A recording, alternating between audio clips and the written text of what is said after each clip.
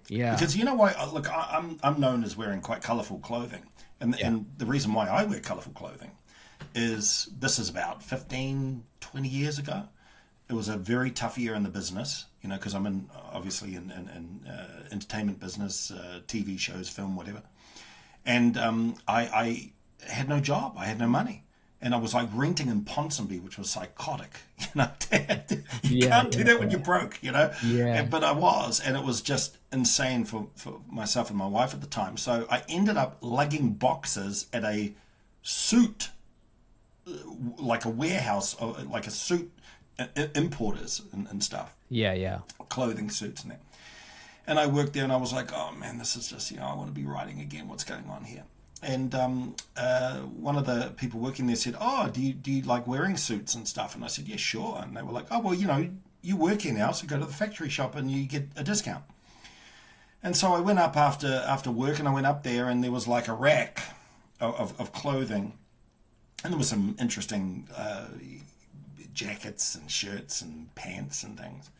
And, you know, whatever fit me, I put on and that. And I said, oh, what's this worth? And I thought, it's going to be $100. It's going to be $10. Because it was a second. So the fabric inside might have a slight rip.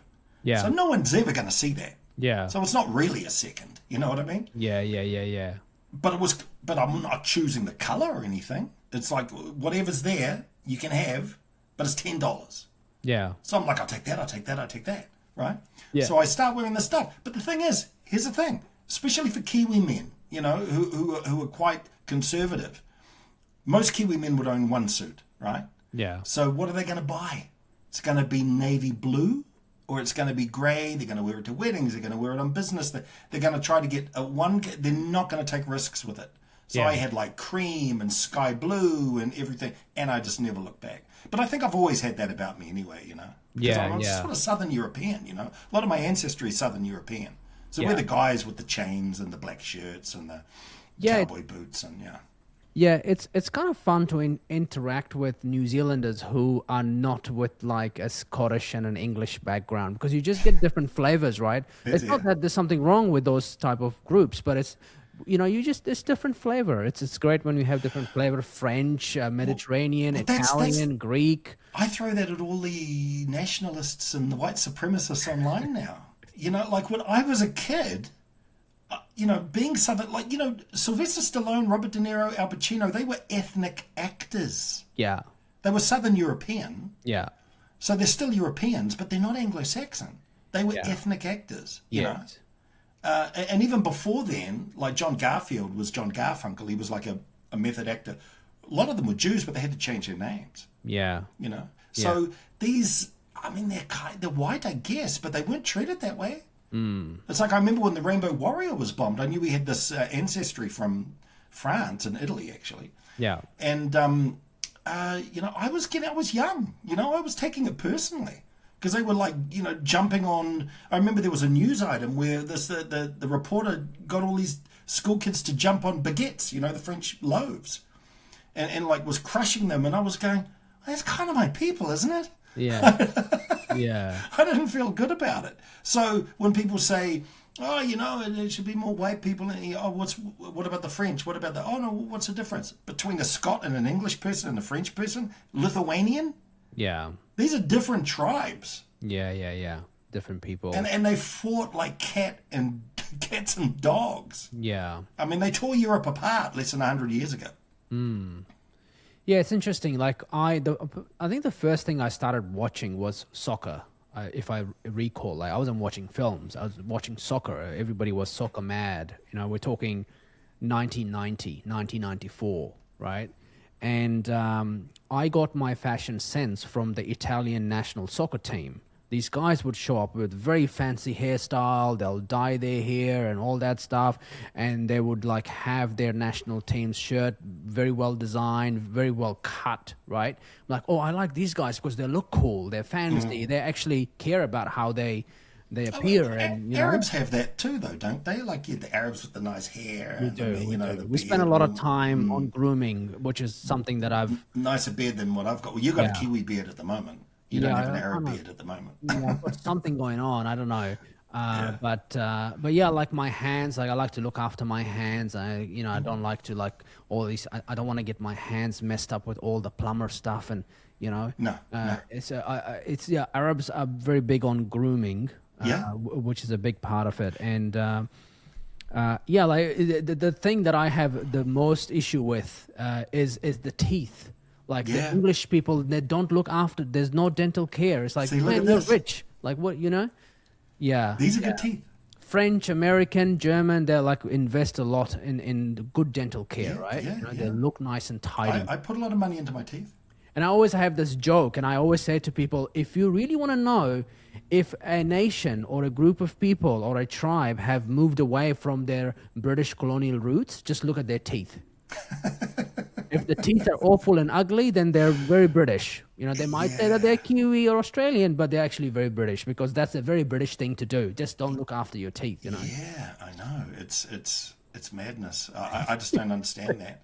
Well, when my first wife and I separated, it was tough times, as it always is, but I was looking after the children. I set them up. I got them all computers for their rooms. I was, paying for everything, doing that. That's what my comedy sort of career had just taken off at that time. And I said, I'm going to do something for me. And it was my teeth. Yeah, nice. That was the gift I gave myself. I put thousands and thousands into my teeth, man. Yeah. Now you can smile. I can smile, man. Yeah. I mean, it's expensive. It's tough. I get it, but it's like, see, the other thing with teeth, like, I smell good, right? Yeah. And I will spend $450 on cologne or a scent or something like that, even if I've got nothing in the bank. Yeah. And I was at a cafe in Ponsonby, and this young Polynesian waiter come up to me, and he gave me the coffee and that, and he said, "Oh, you smell really good, sir." He couldn't help it. The smell was so good, he had to say something. "You smell really good, sir." And I said, "Listen to me, young man. You're allowed to get in debt to smell good. Remember that. Yeah. You must always smell good, and you're allowed to get into debt to smell good. If you got no money, but you smell great, people are going to like you. Women are going to like you. If you smell good, man, women, they love you. I learned that a long time ago. You got to smell good." Yeah. I have a recommendation for a cologne for you. I look at you and I'm like, you need to wear this cologne. And I'm going to write it down. It's called Portrait of a Lady. Ooh. Portrait of a Lady by Frederick Moll. Portrait of a Lady. Very expensive, but I think it's definitely you. It's sort of like an undertone of like rose type. Oh, that's interesting. Yeah, Portrait of a Lady. I've got a gay friend, and he had this patchouli sort of. It wasn't even an aftershave. It was like not a cream either. It was weird. It was like a gel to put on your face, but the smell kept around for a while. But it was very patchouli flavored. Yeah. And very citrusy, and I love that. Yeah. And I've never found it again, but that was good. That was real. Yeah. Like my thing with scents is try and find something that is the closest to your body odor, if that makes sense.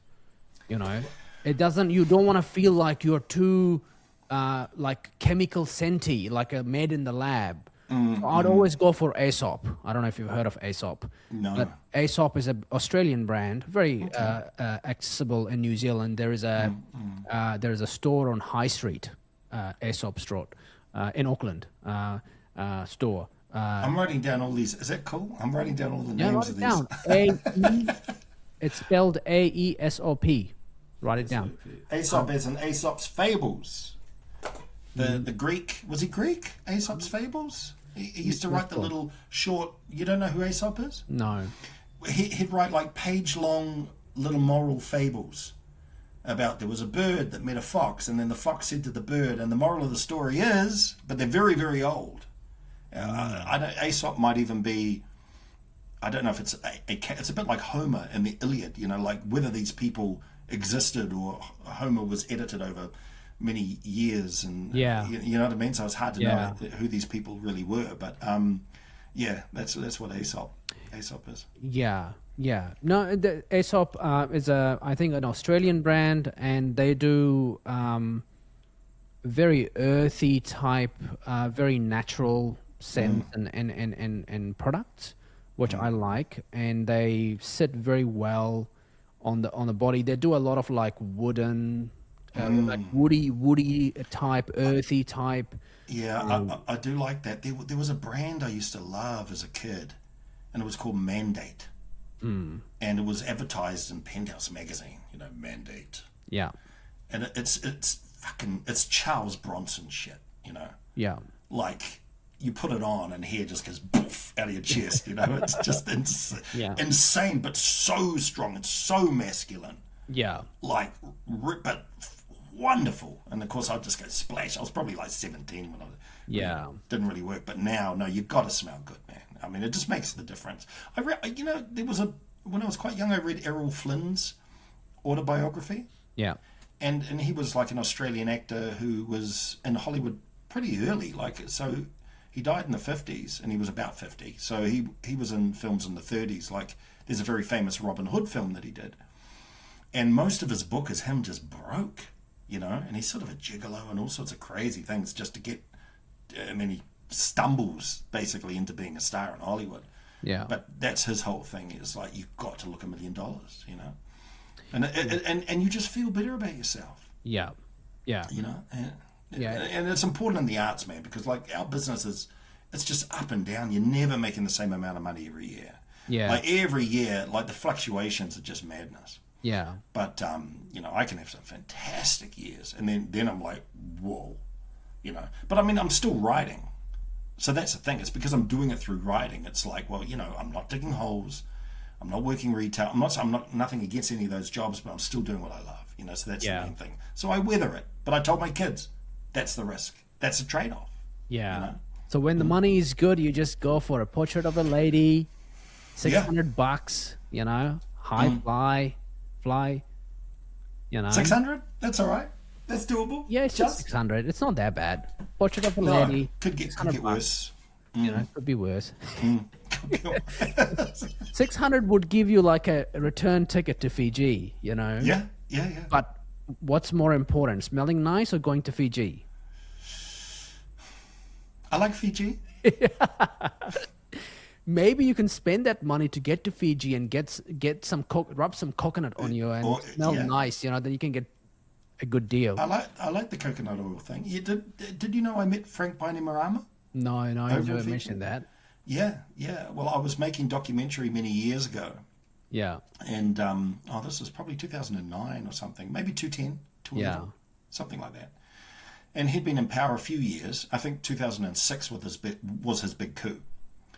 And I'm watching the news one night, and he's on there, and they're talking about what's going on and that. And it was like like most news items, they go for a minute, And at the end of it, I'm like, it just occurred to me, well, I learned nothing out of that. It's like, I don't know who he is. I don't know what he wants. I don't know anything like that. He looks scary. He's got a beret. He's got a military uniform. I guess he's a dictator.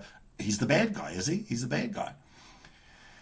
And I spoke to the producer I was working with and said, I'd like to learn more about Fiji. I mean, it's so close to us. Everyone goes there for holidays. What the hell is going on over there? There's a military dictator over there. What's going on over there? I mean, in 87, when Rambuka did the coup, we got a little bit more information, but it was hard to sort of wade through what exactly was happening there, And so I found a book written by a local Indian man, and it was about indentured workers. So in like Canadian sugar companies and everything, like when they were, because they didn't settle Fiji, the English, the way they did New Zealand. And that's the interesting thing. Paul Moon will talk about this. There wasn't like a one-size-fits-all for colonization. Mm-hmm. Like sometimes they'd look at places like Fiji and go, we're not going to have a big presence here. It's going to be a market garden. Yeah. That's all we're interested in. So you can be a market garden. Oh, I guess we'll develop New Zealand. No, we won't do that here, And so they brought a lot of indentured workers over who were essentially slaves by another name. And they had the caste system over there, obviously, in India. And these people were treated just terribly and were so ashamed that many of them didn't want to go home anyway. It was this misery. So that's how Indians got there. So there's a lot of trauma and hurt at the beginning of that story, of their story in Fiji. So I'm reading this going, well, this is fascinating. So I tracked the guy down, and he was like, oh, he was a Christian guy. He goes, I've been praying to God and you've arrived. And I was like, oh, well, okay. And so we start gearing up and talking about it. And he says, I can get you a meeting with Frank Bainimarama. And I'm like, oh, well, yeah, we'll see about that, But sure enough, he's like, yeah, we can do it, And it took a while, actually. It took quite a while to get the, apparently there was a yes, but wait. Yeah. And I'm at the synagogue, and there's a guy there who's who had business interests, older man. He had business interests in Fiji way back in the day, and he knew him. He knew Bainimarama. And I said, this is what's happening. I think I'm getting the runaround. He goes, no, that's not the way it works. You're going to have this wait period. Then he's going to go, be here tomorrow. Right. I'm like, oh, okay. Sure enough, 3 months later, can you be here in 2 days? I'm like, whoa. So I go over there. I couldn't get anywhere in Suva, so I fly into Nandi, and I'm there. And I'm going to get picked up at 3 in the morning and drive right across to Suva.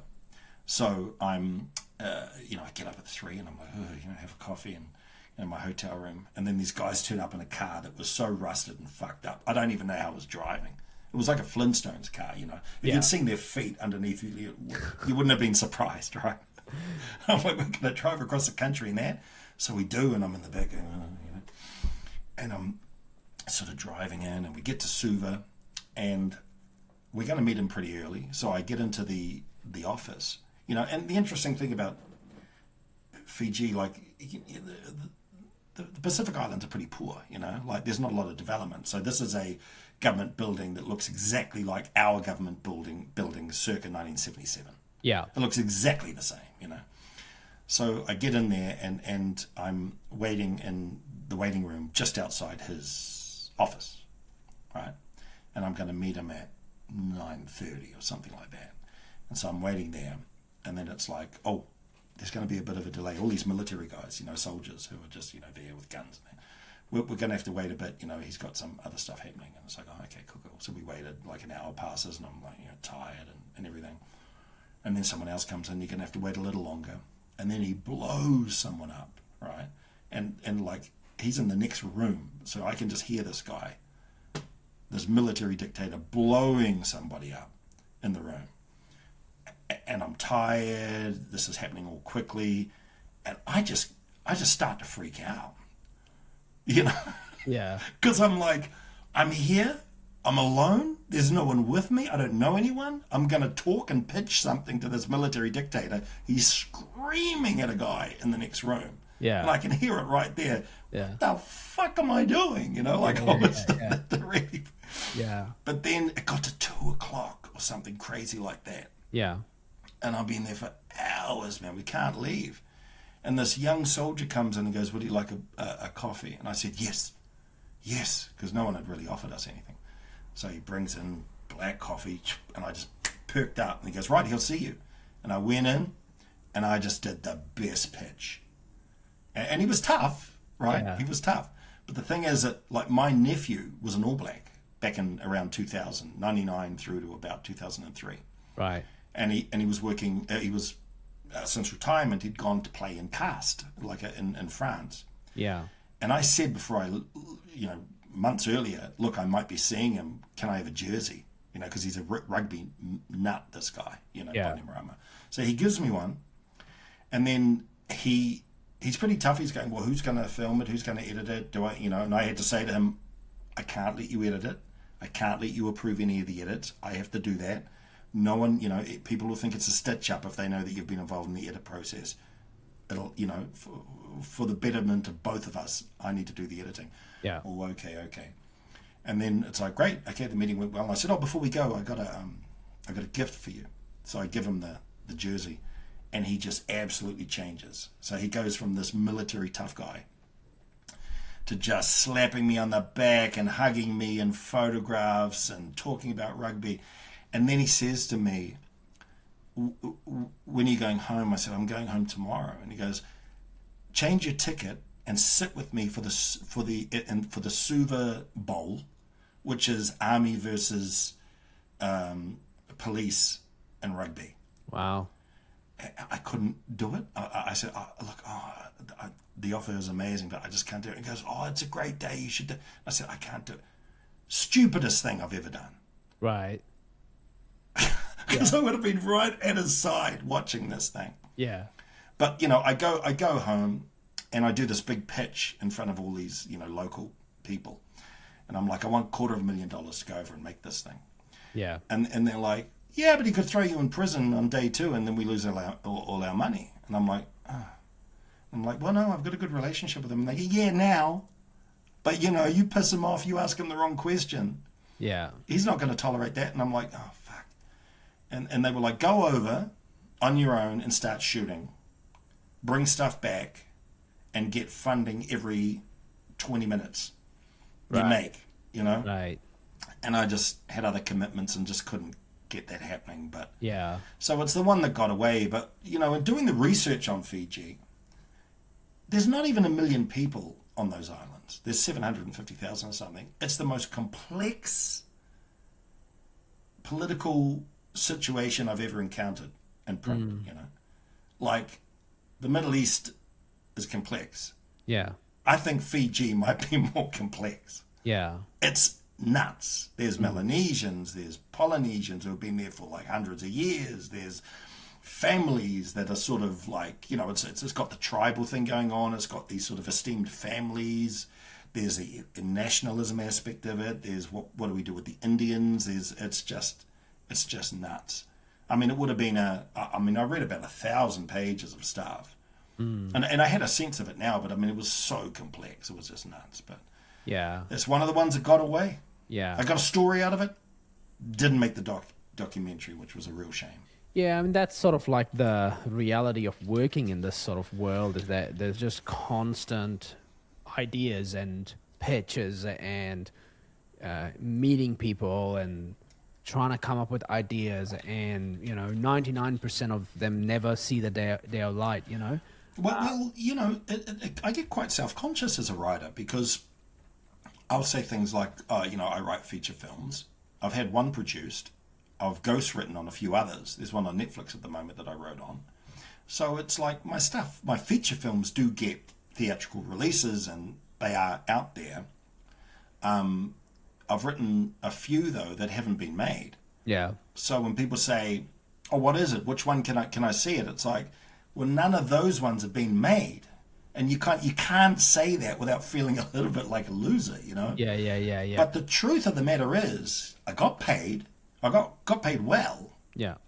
And, you know, they can throw 25,000 or 30,000 at you because this thing could cost $15 million. Mm-hmm. It makes sense to lose 30 grand to see if this thing's going to work or they can get people to pick it up than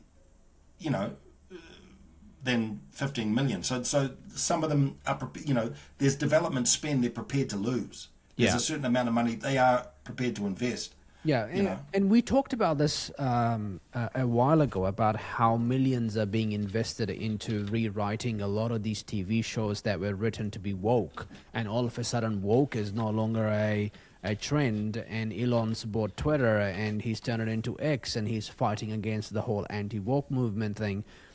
And you're right, writing is, like, you know, so important. You can just go down a pathway of millions of dollars of losses because you've written something that is no longer you know, the trend, or people, the audience is not interested in that. There is pushback, there's blowback.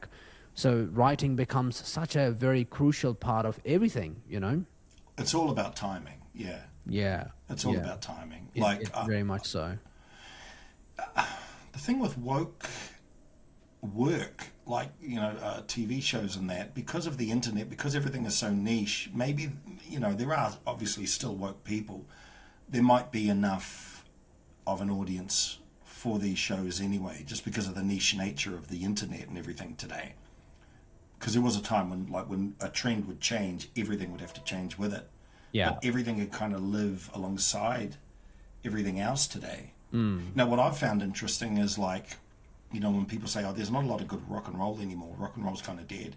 Well, you know, my 17-year-old, big AC/DC fan, big Ice-T fan, he listens to things from, Led Zeppelin and that. He's listening to stuff from the 70s and 80s and everything because it's on Spotify. Yeah. So it's sort of living alongside contemporary releases. Yes. You know what I mean? So it's almost like everything is happening at once now. Yeah. And so you can sort of you can find your tribe online, and serve your tastes. Yeah, I remember as a teenager, I would listen to Backstreet Boys every day, right? They were, and then I think when I was 20, I never heard of Backstreet Boys ever again. Yeah. And last year, I was 38. All of a sudden, I see Backstreet Boys performing sold-out arenas at the Sphere in Las Vegas. This thing is like a $80 million production. Yeah. Right? And I'm like, these guys are still going. And yes, they are. They just they don't exist in this world of like how we see the top 100 billboards. They just exist in their own niche world, and it's a huge world, and they still make a lot of money. And then I went into this whole research thing, and I found out that, these days you can have Grok, ChatGPT, and just give you the numbers very quickly. Backstreet Boys still make multi-million-dollar revenue every year on just doing concerts and the royalties and everything. It's like, AC/DC, Metallica, all these guys are still going, and Green Day, they're still going. They're still performing. They're still making money, and they have their niche audience. Yeah, I was reading about a tour with Def Leppard, and all these guys are pushing 70 now. Yeah. Def Leppard and probably the best singer in rock. Is it Journey? Is it what Journey? What's the singer's name? Steve, Portuguese American guy. Not sure. I can't try to sing him so you'll know. Yeah. Like Not my niche. No, he's what's one of his songs? His songs turn up in a lot of Adam Sandler films. Ah. Because Adam Sandler's a bit older than me, so he's sort of more. That's his hard rock. Yeah. The new kind of way. Oh, More Than a Feeling. No, that's REO Speedwagon. I'm getting all fucked up. Well, anyway, I think it's I think it's Journey. Yeah. Yeah. That's Boston, isn't it? Boston, Journey, and then there's Chicago and all these other. Yeah. Well, they did a tour together anyway. Def Leppard and this band. Yeah. They made $1 billion. Wow. Just going across the states, $1 billion. Wow. I mean, they obviously have to pay people and all that kind of stuff out of it. But taking $1 billion through the gate, man, that's some some good shit, Yeah, it is. It is. It's a fascinating world where you have so many people. They'll spend all their life just on the struggle, and people who are in these niches and they don't care about mainstream attention. They make good. They have a good life, and they're happy with that life. And there's a lot of people that kind of like, Taylor Swift. It's like, why the hell is Taylor Swift always number one on Spotify? This new age of like what mainstream is and what we value. It's like, Taylor Swift. Lord's doing this. It's like, I don't care. Like, go away. But that's sort of like the reality we live in now, that there are people that all of a sudden just explode and become this new mainstream. Joe Rogan went through that. Everyone's like, Joe Rogan's doing this. Joe Rogan had this. Joe Rogan said this. And that's died down now. And he's kind of gone back into his own niche, and he's still got his audience. He's nowhere near as controversial as some of the other guys that are out there now. Yeah, well, he's quite interesting. He's kind of swung back to his liberal roots, where he's criticizing Trump for the attack on Iran. He's criticizing Israel. He's sort of like getting similar, like Tucker Carlson kind of level. It's very interesting. And he's obviously a big Gaza supporter. He backs Gaza a lot. So it's very interesting how that cycle he's going into. And you can't ignore it, because he's very smart around the trends he picks and how he expresses his truth and what he's looking for. And he's, I think, breaking away from the danger of falling into this echo chamber of being a right-winger and an extremist MAGA kind of thing, because he had Trump on the show. So he's quite smart in not making himself put into these brackets. And he likes to kind of stay radically moderate and have a view of issues in a very unique way. That's a Joe Rogan way, which kind of is what makes him Joe Rogan, I guess. The interesting thing about him and all the hysteria about him, you know, during COVID and that, everyone was like, we've got to ban him, and he talks to guys in the manosphere and all that kind of stuff. And Douglas Murray getting upset because he was like talking to neo-Nazis and all this kind of stuff.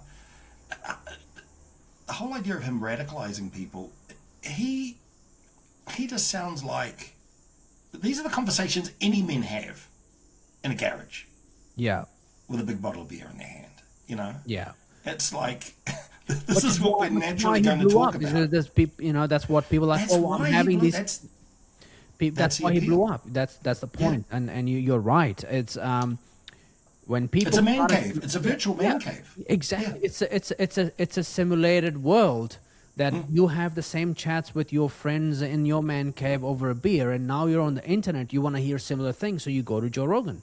I mean, so there's people out there with nutty views I meet all the time, man.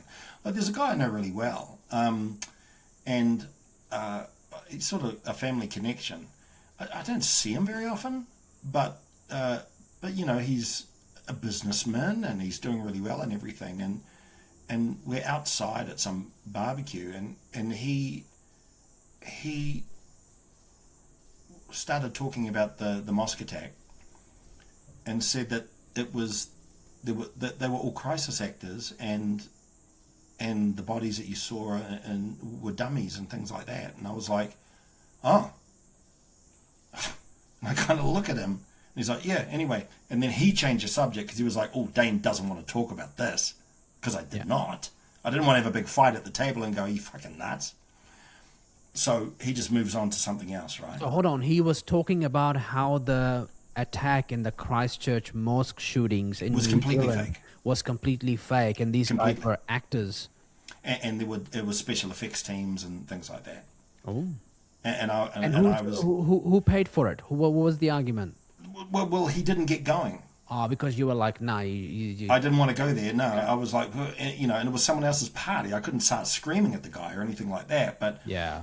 But my point is, this is a successful guy who has a family and a good business and everything. He wouldn't be talking like this to people all the time. He'd just be a very rational, here's your contract, here's the invoice, okay, I've got this job over here. He's just sort of getting on with his life. He's got hobbies, he's got all that. But there's this, obviously, 2% or 1% of what he believes is just completely batshit. It is. And that's very fascinating. And I was having a chat about this morning with someone. And the backstory was, how come all these successful, normal people end up on the Epstein files? And what is the morality flaw? And how did we not see it happening? Why are these people like Bill Gates and all these guys are 1% batshit crazy that they're, you know, Prince Andrew, the things that they're doing? And we sort of ended up in this conversation. It evolved into, you know, what is it we don't do as a society? We don't measure people's spirituality health. So if you do DMT experiences, and if you do mushroom experiences, if you do ayahuasca, what you're really trying to understand in someone's mind is what is the level of ego he has? Where are his morality flows? What is the balance between suppressed ego and dissolution of the ego? Because there's too much ego. There are so many fascinating things you can actually understand about a person when you get them on some psychedelic mushrooms. But I used to take a lot of acid as a kid. I used to get it off bike. Which I think Joe Rogan has this argument that every fucking person in the world and every corporate guy should do psychedelics, whether it's LSD or whatever, at one point, because what it does, it really awakens your own governance of self-governance of, you know, your spiritual moral self. Well, George Harrison, you know, one of the Beatles, he described it well. He said what LSD did for him was like all his knowledge is up on a blackboard that he's learned his entire life. Then he takes acid and someone wipes all the knowledge off, but then writes it all back up again in a slightly different script. Oh, yes. Like that's what it did for him. I mean, I was taking it every week or two for a while when I was about 18 or 19. I got drugs out of my system very early, actually. Yeah. Which I'm very grateful for. Yeah, I had the same experience.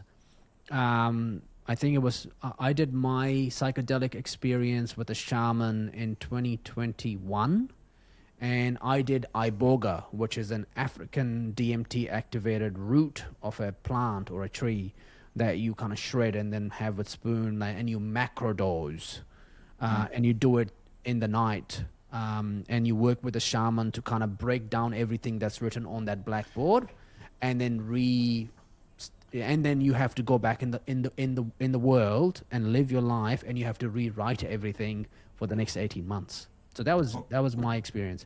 Well, I got a friend in LA who's done that kind of thing, and it's very much a meet God type experience. But for me, there was nothing was controlled. It was just like, it was gang pads and shit, right? Right. Yeah. In fact, once I took acid and I'm out on a front lawn just being an absolute clown, and then this dude goes past in a massive car. Hey, Dane, do you want to come for a drive? And I was like, sure. And I just leap in the car without thinking about it. And I'm between two gangsters in the back. And I'm just muttering to myself. And then they drive off. And straight away, I'm like regretting it. I'm like, why did I do that, man? I was on a good trip. Now I'm sandwiched between two fucking gangsters. Yeah. And then I get driven to the boss's house, basically. Right. Because this guy's doing a deal with him. And I'm in there and I'm tripping like fuck. And the guy that took me there, who was he was a gangster, but he was like an independent. So he would muck around with everyone, like he'd sell and do stuff with everyone. He was like, oh, this young guy here is all fucking off his head. And the boss is just, I start sort of hamming it up for him. And it's like I'm the court jester or something. You know what I mean? Yeah. But I'm making all these kind of crack up, sort of LSD freak out things. But I'm wanting to get the fuck out of there. And we were there for so fucking long. We were probably there 10 minutes, but it felt like 4 hours. Yeah. That kind of thing. Yeah. And then I finally got out of that one. But I got, some of the acid that we took back then was very strong, man. Like I was being chased down the road by skeletons and fucking all sorts of crazy shit.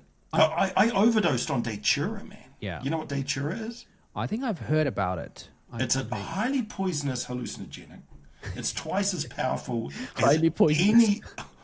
It's twice as powerful as any LSD. Yeah. And I took it with a friend and I went to the twilight zone, dude. Yeah. Like I was in hospital. Yeah. Like they couldn't pump my stomach. It had been in there so long. So they gave me this massive milkshake container of liquidized charcoal. Wow. And I had to drink that to absorb all the poisons and shit like that. I was freaking out for it. And I was freaking out for about 2 days. Wow. To be fair, I think that's kind of like probably the most impactful way of trying these experimental or psychedelic drugs. Because the thing that shamans, I think there was a phase in the world where there were just too many fucking coaches, life coaches and shamans. And the problem is that they take you through a system that they think that they can guide you. And when you get out of that, you feel like you don't have the permission to guide yourself. You feel like there's always a fucking method that you have to always go back. And they have this very toxic way of making money that they need to bring you back in because you need another unlocking to do. Whereas, the 1970s hippies age, it was like, someone drops it, gives it to you, and you try it, and you have it, and then there's something happens, and you have this crazy experience, and then you lead yourself out of whatever awakening that you experience. I'm sure a lot of people have very bad experience. People die, and I'm not minimizing that, but I feel like a lot of those sort of shifts and change you can make in life is when you are in control, like when there's no fucking coaches around telling you, "Oh, you're doing good," I think that would have happened for a long time. I think even the Beatles fell out with their Maharaja. Or is that what you'd call them? So they had a spiritual advisor there. They went to India and had this experience, and the big guy with the beard and that. I think people were exploitative, even in the 60s. They knew that Eastern culture had this sort of aura all of a sudden. Yeah, they were like, let's make money out of this. Yeah, But for us, it was sort of more. It was just, we were kids, man. It was just like, let's do a freaky thing. Let's test ourselves. Let's push our bodies as far as we can go. Let's have experiences. And the other thing, very male thing, especially in South Auckland, let's be the crazier dude than the other dude. Yeah. And I did that for a long time because I was a very timid boy, really. I was a creative. I was timid. Wasn't into cars, didn't know how, my way around an engine or anything like that. Couldn't fight. Not really. I mean, there's comparatively to people raised in not in South Auckland, I'd probably be okay. But to people, my peers, no. So how did I get it? By being the craziest dude.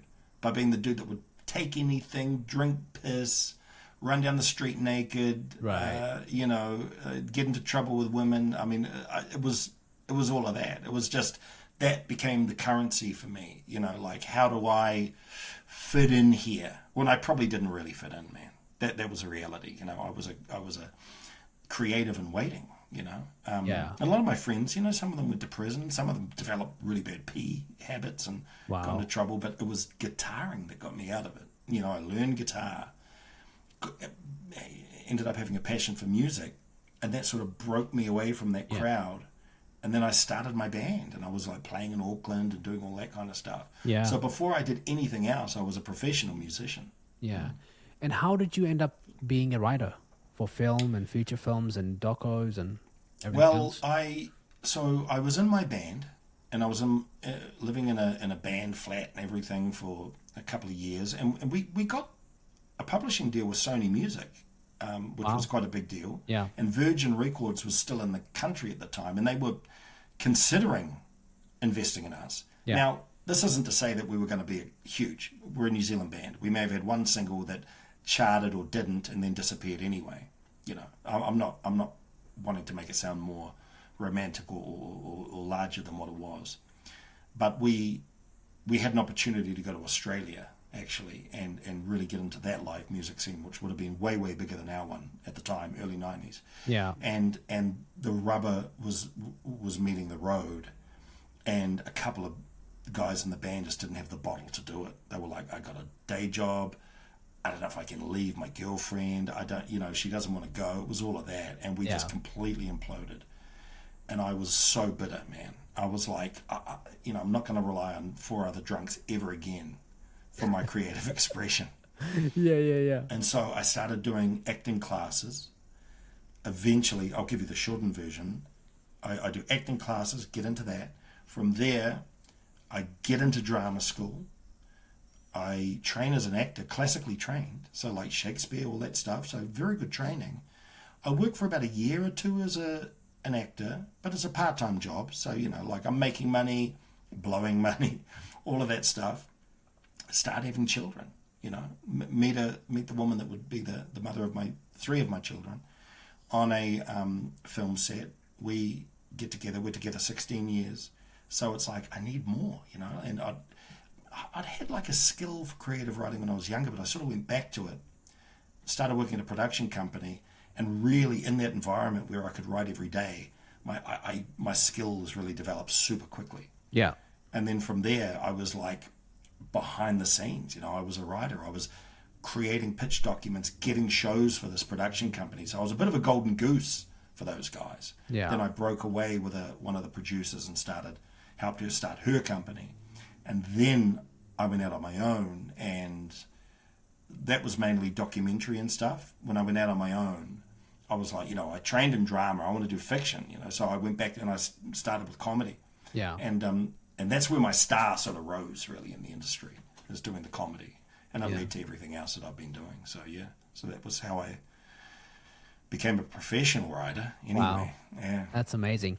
What do you make of the comedy scene today in New Zealand? I mean, you kind of grew up in that sort of time of Billy T. James and that type of comedy that we miss a lot in New Zealand. It's very woke or very conforming instead of, comedy where we get people together and start dissent. We now confirm and just create these sort of like, AA groups where everybody kind of, validates the other person, What do you make of the scene today? I mean, I've seen some live comedy that I like, stand-ups and stuff, Billy T. James was good because he had jokes. And we don't do jokes. Like, I don't know why, but New Zealanders just aren't very good joke writers. That's a big problem for me. Right. They think it's a bit naff, you know? Like, I didn't create this comedy, but I rewrote a comedy, which we call it punching up, where it's like, okay, it's good, but needs more jokes. You come in, rewrite everything, add more jokes. Yeah. And I worked with Pak Sasadi. Do you know Pak Sasadi? No. Well, he's Pakistani Iranian. Right. And he's a stand-up, and he was, you know, hot for a while doing TV shows and things like that. And I was there at the read-throughs, and he was reading some of, you know, the jokes that I'd done in that. And he was really struggling with them because he was like, oh, these are dad jokes. And it's like, what's a dad joke, man? A dad joke is a setup and a payoff, you know? Yeah. And that's what gets you to laugh out loud. That's what I've learned, you know? New Zealanders do quirky a lot, you know? So for the first 4 pages of a script, there was an American guy I know who was doing script reading here and assessments. And he was reading these New Zealand scripts, and it was like, there's no jokes. There was a joke on the 5th page, but before then it was cutesy and quirky. But what they're doing with that cutesy and quirky is they're sort of trying to cover for the fact they don't have jokes. Right. You know what I mean? Yeah. It's self-conscious. It's like, where are the jokes? I say that to people a lot, man. Where are the jokes? I want to laugh, you know? I want to laugh. Shock me. Every joke should be an electric shock of some description. Yeah. You should get a jolt with the punchline. A dad joke can do that. Yeah, it might be naff, but maybe that's part of it too. You know what I mean? Yeah, like the naffness is a laugh, you know? Yeah. But a lot of people don't understand the science of it. Yeah. And how important timing is and all this kind of stuff. So, and the other thing is, like, I have a problem with the pipeline in New Zealand. Right. Like, if you look at a guy like Pak Sasadi, he started to do it, actually. Like, he had some shows. He had one about being a refugee and everything, but didn't have enough jokes.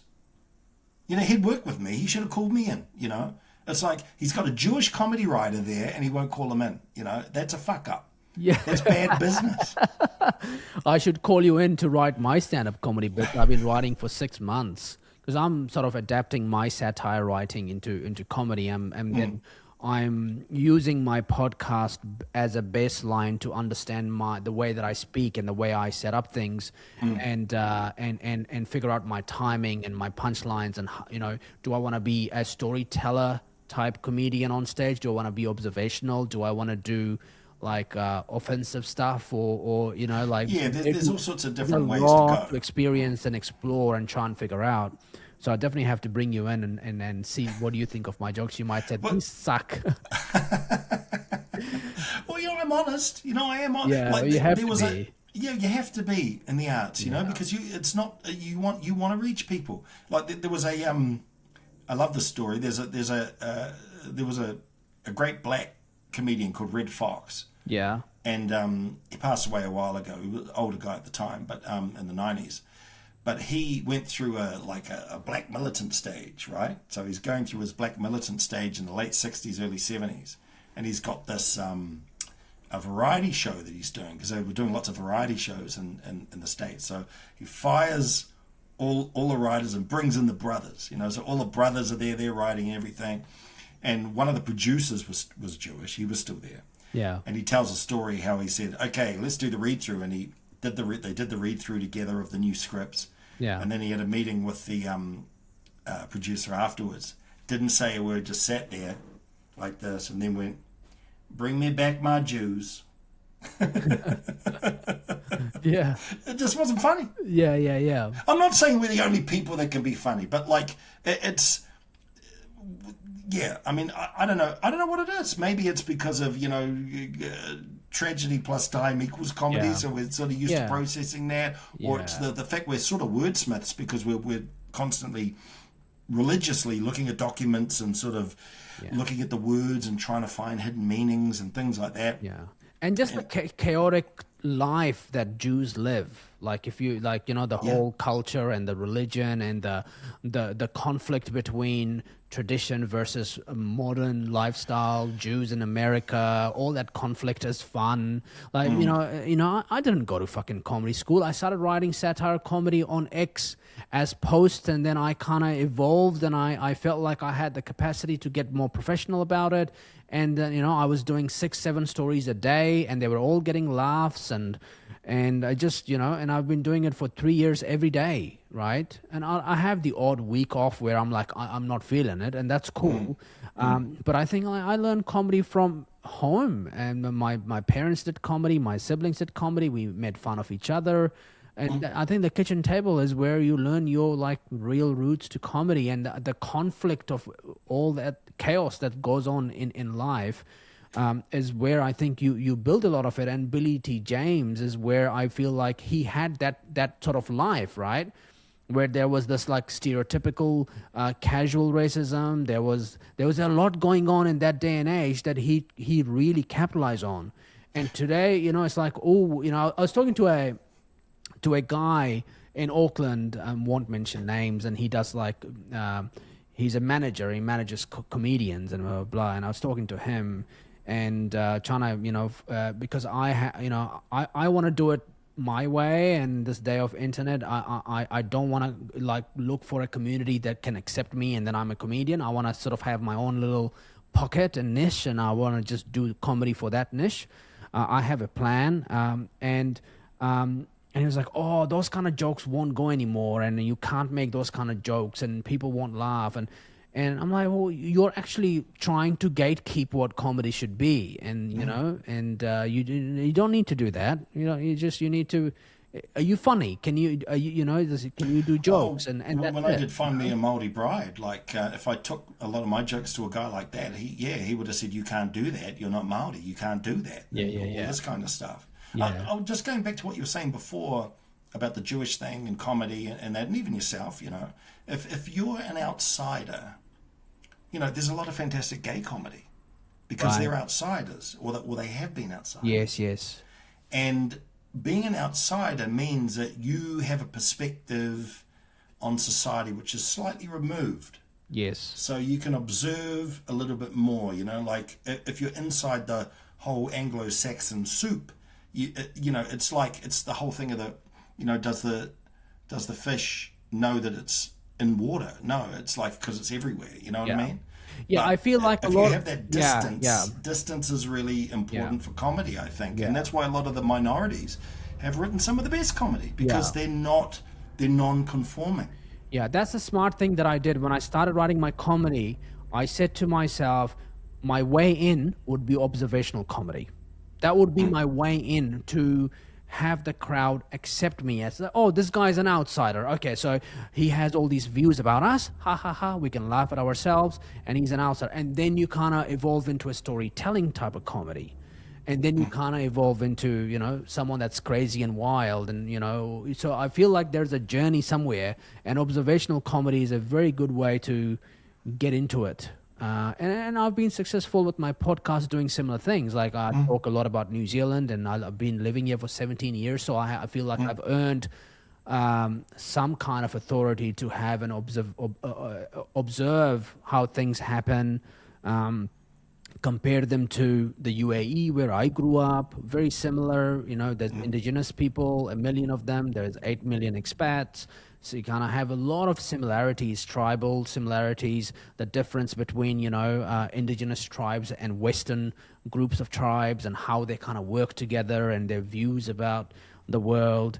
And you're right, those kind of comedians is always like they have a kind of unique, if they can get the timing right.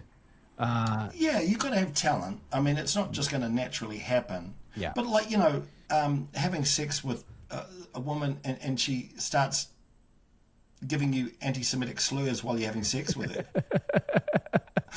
I mean, it's like, and I'm like, I don't want to stop. Yeah. But, you know, and if I say something, I'm really killing the moment here, but what the fuck is she doing? Yeah. Now, Joe Schmo doesn't have to put up with that. That's funny. That's funny. Joe Schmo doesn't have to put up with that. So that's a joke and everything. It's like, it's just, there are experiences that are just so unique, but it's that outsider thing. See, that's the thing, and people give me shit for this, but it's like, I think gays need to be careful, man, because it's like we just want to, because gay means good as you. That was a whole purpose of that. And it's like be careful integrating that you don't lose that special sauce. Once you become just another boring member of the larger conformist sort of masses, you're going to lose something. I think some gay people are aware of that. It's like, as tough as it can be for Jews, there are things I don't want to lose. And it's the same. It goes opposite for anyone like myself, who I guess describes himself as masculine, if I use that word. Not in like I'm macho, but it would be silly for me to do jokes by saying, I'm equal to gays or someone that's masculine. For me, what would be funny to maintain, and that would give me durability and longevity in that business, is I'm cool with gays. Everybody can be whatever they want to be, but I don't want to be friends with gay, because every time I hang out with gays, they just want to have sex with me, right? And so that was kind of, that's not my joke, but that's kind of like the main point of my joke, and I stick to that, right? And it's a nice way of saying we're cool. If you serve me in a restaurant or you're trans or whatever, it's cool. You work in a public place. We respect everybody in the public space, but we can't be friends, because every time you want to be friends, you want to put your penis up my bum, and I'm not cool with that, right? But see, there's something interesting about that kind of joke, and this is where a lot of people get offensive jokes wrong. Right, yeah. When you are telling a joke, you're playing a character for the moment you're telling the joke. Yeah. So, like, I love racist jokes. Yeah. I love them. Yeah. They're funny. They're shocking, all of that kind of stuff. But when you're telling a racist joke, and the punchline is racist. Yeah. You are acting as the racist character, or the homophobic character, say, like your joke. But you're kind of talking about it's a comment on the absurdity of racism and homophobia. Yeah, that's what people don't get. They get he said a homophobic joke or a racist joke. It's like, listen to it. Yes. This is about the absurdity. This guy's so deluded, he thinks everyone wants him. Or this guy doesn't realize he's racist. Yes. He thinks he's being, so these are layers of irony. Yes. And you know who doesn't get irony? Authoritarian types. Yeah. Well, the target of the joke is not necessarily the subject of the joke. They're two different things, It's you. It's the joke teller most of the time. And the cool thing that I love about like racist or offensive jokes is that there is something about human psychology, is that if you can deliver something racist in a very, very creative way, or something offensive in a very, very creative way, you as the recipient of that joke can try your hardest to take it personally, but you can't, because the creativity of humor doesn't allow you to go there. Like, Eminem was really good at doing, like, he would have these battles, these rap battles, and he will call black people the N-word, but in his rap battles, but he will do it so smartly, and the black people are like, I want to get angry with you because you gave me the N-word, but I can't because you're so bloody good at this, So I think that gives me the rush. Like, I want to go there, but I want to go so smartly that you can try your hardest to be pissed off at me, but you can't. Yeah. Look, I will say, we wouldn't try this stuff if there wasn't a risk. Yes. So there is a risk to it. Yeah. And it's kind of similar to, a guy can go up to a woman at a bar and say, hey, how you doing? Would you like a drink? Yeah. She might call security on that guy. Another guy comes over, he says exactly the same thing, but she's not threatened or offended by it. Sometimes it's about your persona. Like, a big part of comedy is, who are you Yeah. And you know, What's it's your not like background and what's your, yeah, like, there's a lot of persona things that are sort of tied up in it. It's like some people can get away with it, and it's almost like there's a spiritual element. It's hard to even describe. I don't know why he can get away with it, but he just can get away with it. So there is that. That's why you got to test the stuff out. I mean, I was at a comedy table once. yeah, And, you know, comedy tables are fantastic for, you know, for your viewers who may not know. It's like you get the script, you sit around with the actors or other comedians, pardon me, at a comedy table, and what you're doing is you're punching up the script. So you're looking to see if it's funny enough, whether there are jokes that you can add a button onto, like you can cap. Yeah. You can sort of, hey, this joke would be even funny if we added this, or it's a bit long, can we, like, bring this down? Yeah. And so I'm going around the table. Everyone there is Māori, right? So I'm the only non-Māori there. And then it comes to, and everyone's having a great time. Then it comes to one joke. And the joke is so racist. Right. It doesn't even sound like a joke. It sounds like an old guy turned around at a bar and just fucking gave someone an earful of hate, right? Right. And the actor says it, and I'm like, whoa, okay. And then everyone just went silent, right? Yeah. And then I go, I'll be putting a line through that one, shall I? And everyone just fucking lost it at that point. But they were professional comedians, no one was offended by that. Yeah. They laughed. Like, it was a release when they laughed. Yeah. But, they knew as professional comics that, it would have worked in Dane's head. It would have been edgy, but it would have worked in Dane's head. Yeah. But until it's spoken aloud in a room with an audience, Yeah. we don't know. Yeah.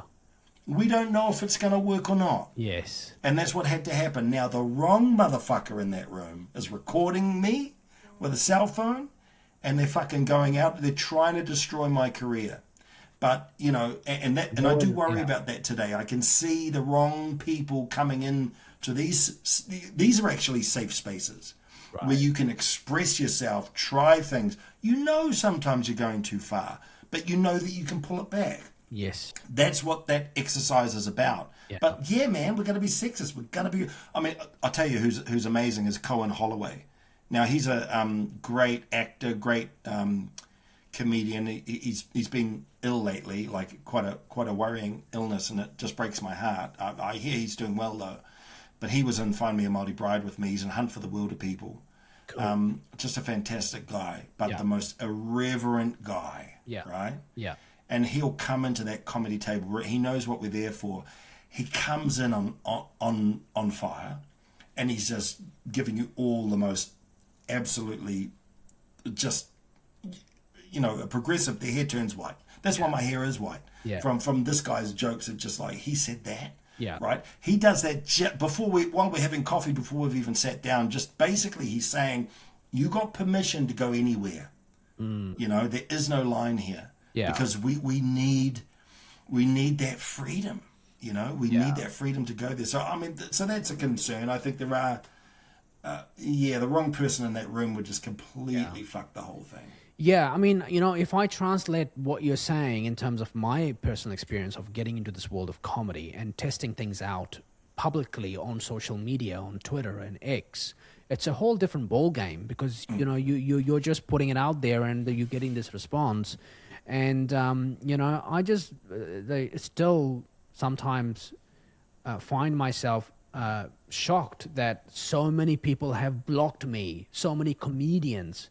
And like Kiwis, they just blocked me because, my comedy is offensive to them, right? And it's very interesting experimenting with my base audience writing stuff. The thing with satire news, you're covering everyday events. You have to write every day. And you have to write at least, 1 or 2 or 3, and some good days you're writing 7.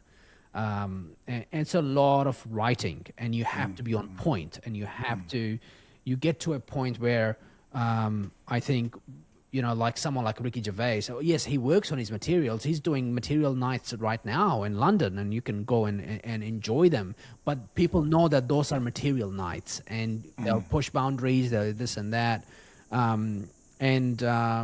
Yeah, he's trying things out. He's trying things out. And there could be a lot of it's going to fall flat, and he's going to drop it. Yeah. And in my world now, it's like, who is my group that I can sit down with and actually shoot the shit? It's actually, a lot of it is artificial intelligence. It's like you have to use these kind of tools and go, hey, is this funny? How would you score it? What's the good? What's not good? Where's offensive? Where is my risk here? Not that you're fully trusting it, but you're at least just sparring with them in some shape or form. And you have to be aware how woke these tools are at the same time, because you ask ChatGPT one thing, they say, whoa, I wouldn't do that. And then you go ask Grok, Grok would like, yep, push that out, right?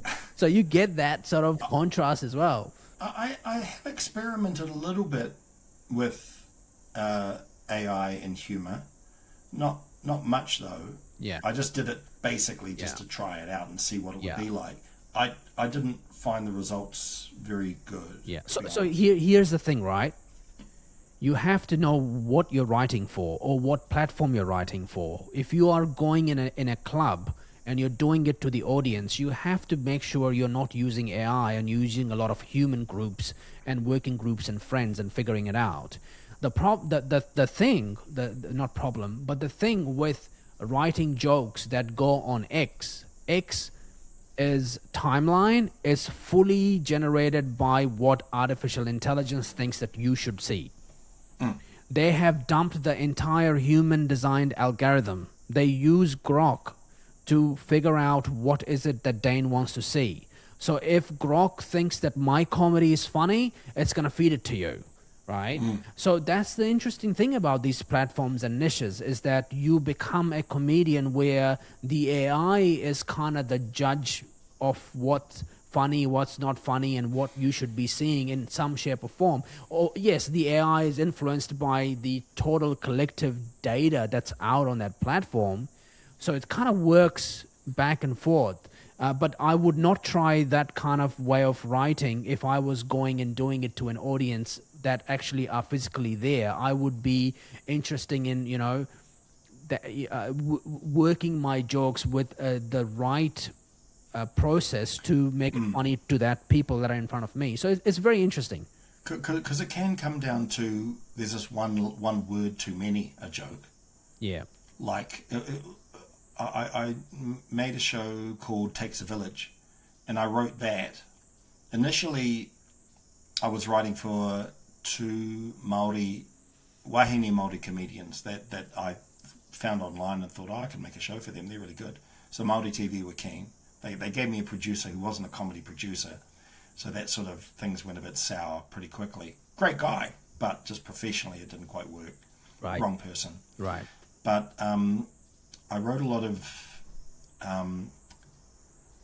I wrote it. The read-through was good. I was happy enough with it. I was meant to be editing it as well, because I'd edited Find Me a Māori Bride. That was a big part of it. The timing of the jokes was in my hands, because I was actually editing it for everyone as well. They wanted me there in the suite, which is kind of rare for the comedy writer to be in the suite, but it really worked. Yeah. So I said, let me be in the suite. And he said, you can be in the suite. But then he paid me for it, but then said, look, because he started directing a bit. He was like a frustrated director. Yeah. And he said, look, I'll edit it, man. Don't come in. I said, you sure, man? Because, the timing and that. And he goes, don't come in. Okay, he doesn't want me there. So I went away. And I didn't see the show for a while. Not because I was bitter, but it's kind of interesting. It's like when I was younger, it was like all these people say, I never see my shows. I'd think, that's bullshit. But you kind of don't. Yeah. I don't really sit down and watch a whole season of something I've written. I don't really do that. I can't really tell you why. I'm just not interested. It's like I've been through the process, I guess. It's I'll watch it once, Yeah, what do you make of this whole rise of... Did I cut you off? Do you want to finish? Oh, yeah. I'll just get to the end. Sorry, yeah, I thought you did. But hold that thought. Yeah. So I end up watching it one night. I'm like, oh, well, it's all on Māori TV, the whole eight episodes. It was some good gags. Let's have a look.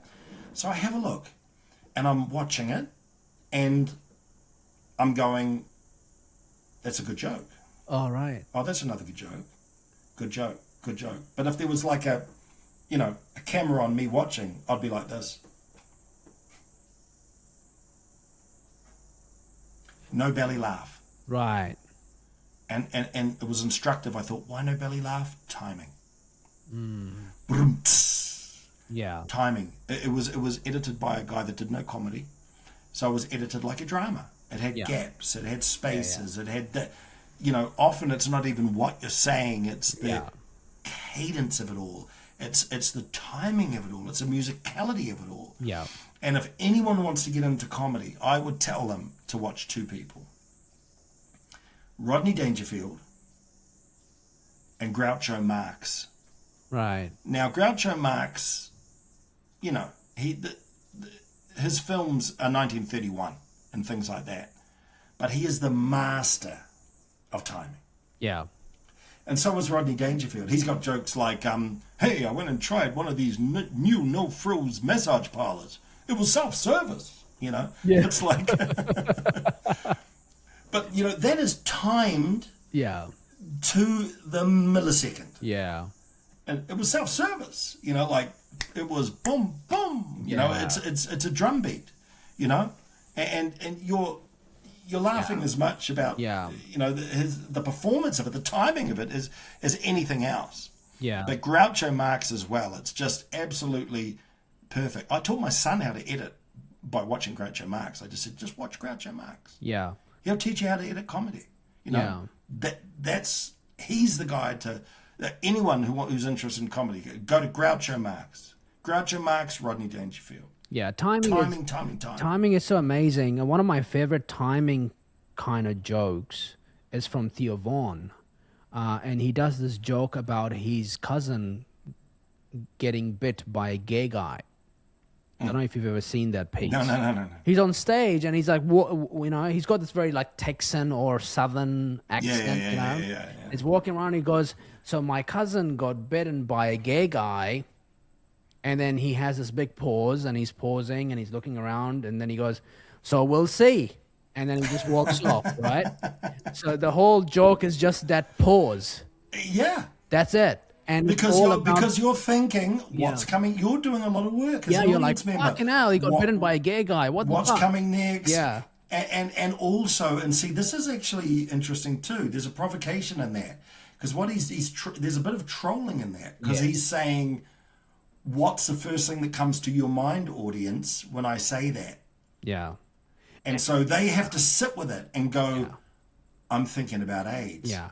Am I a bigot? Like that. Yes. It's a very clever joke. It is. And you know what's the other thing that I love about the joke? If you do some stats and work it out, if you do some maths, you will find out 1 in 5 or 1 in 3 guys have been bitten by a gay guy in a nightclub. I got bitten by a gay guy on K Road. He just came behind me and bit me on my neck. It was like, what the fuck are you doing? I haven't had that. I don't want anyone to bite me randomly. I don't want a woman to bite me. Yes, but I think part of the joke for me was like, yes, you're right. This is a funny joke because I've been bitten by a big gay guy. I'm sure a lot of people have been bitten by a gay guy. It's a thing that gay guys do. And so there's that layer of the joke in there too.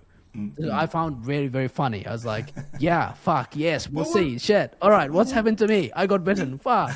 Well, jokes should work on a few different levels. Yes. Yeah. I was going to say something else too about the whole comedy thing. Oh, here's another tip.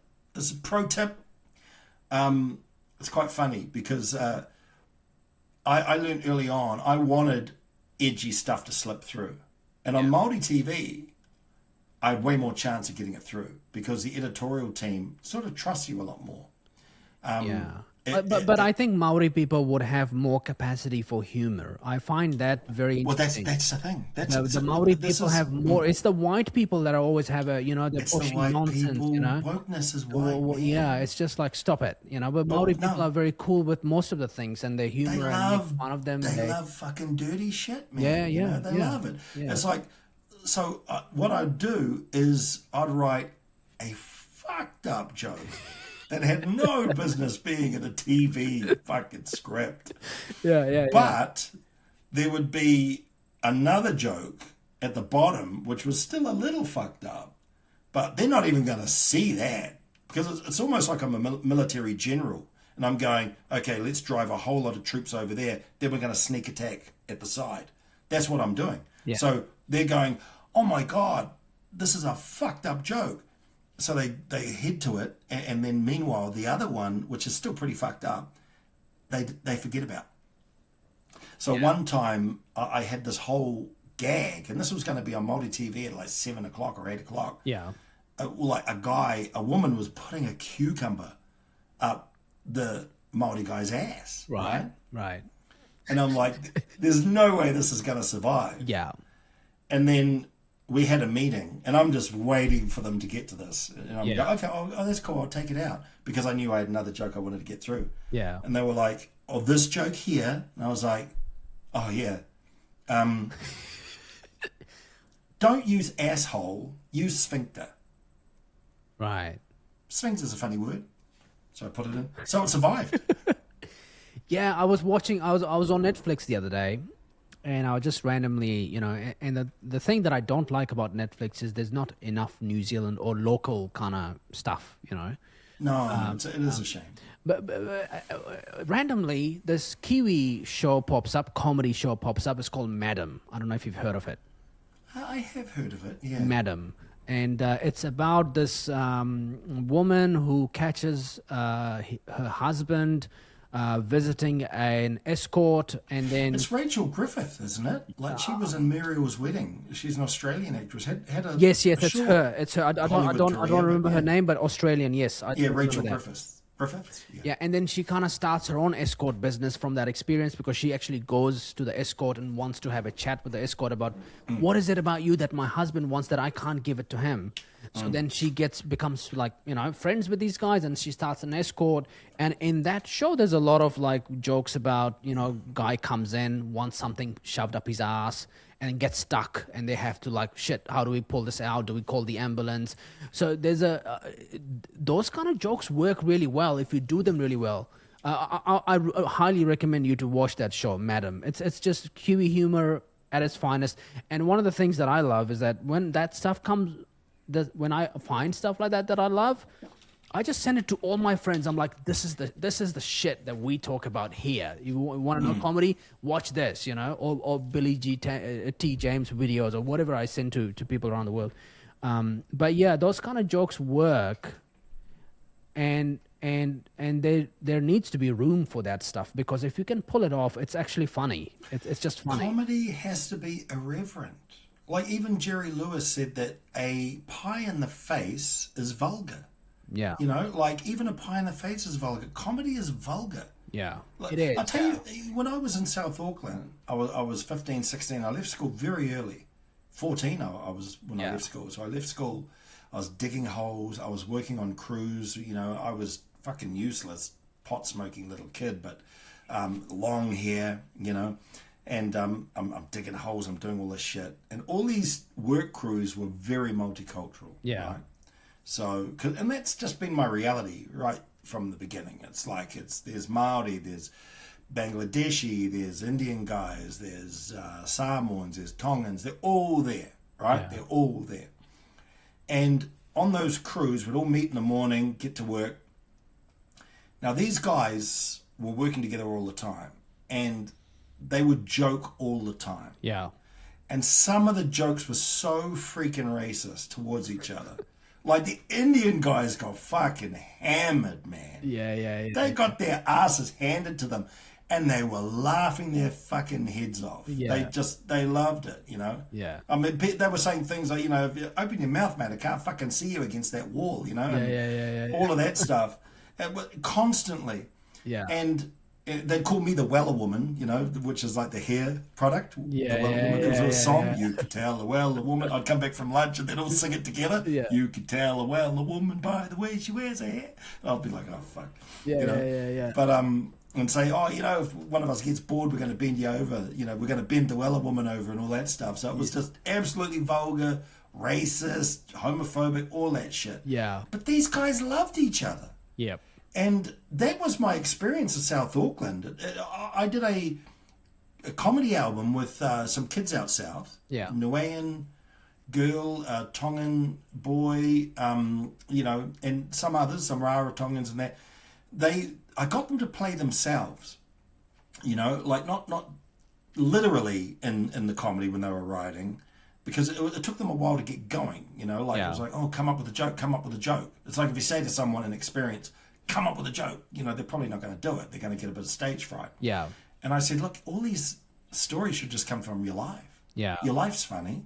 Yeah. So, it's just do that. So they were doing that.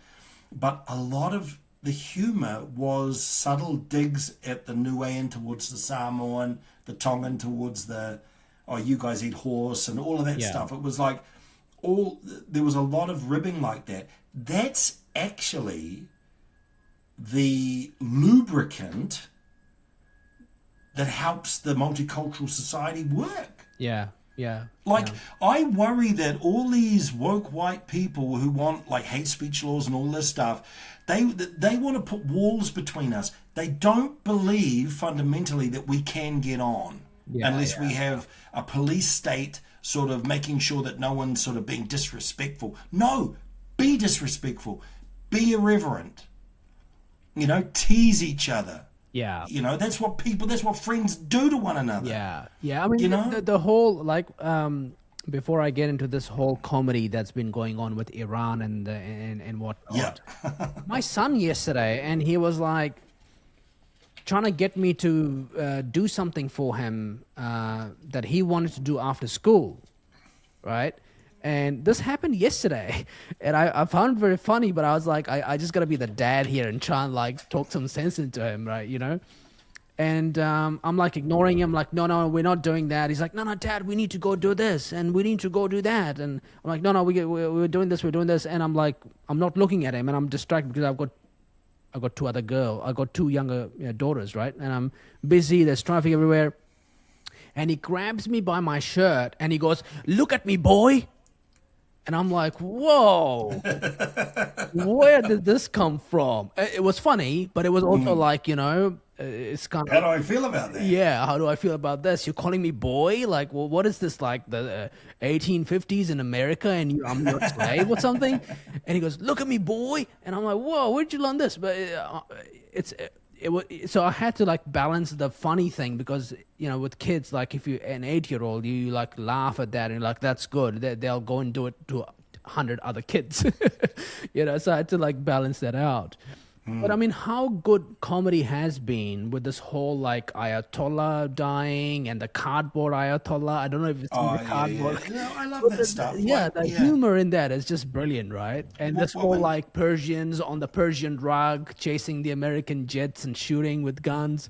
I mean, where will we be if there was no humor and you're not laughing at dark stuff, Well, we sort of a feature film I acted in actually 25 years ago now. One of my first things I did. It was dark as fuck. Like there was a rape in the film. It was dark as fuck, right? Yeah. It was the funniest set I've ever been on to this day. Yeah, and that goes back to my point about the racist jokes and with the crew. This was shitty work. We had to entertain ourselves some way. Yeah.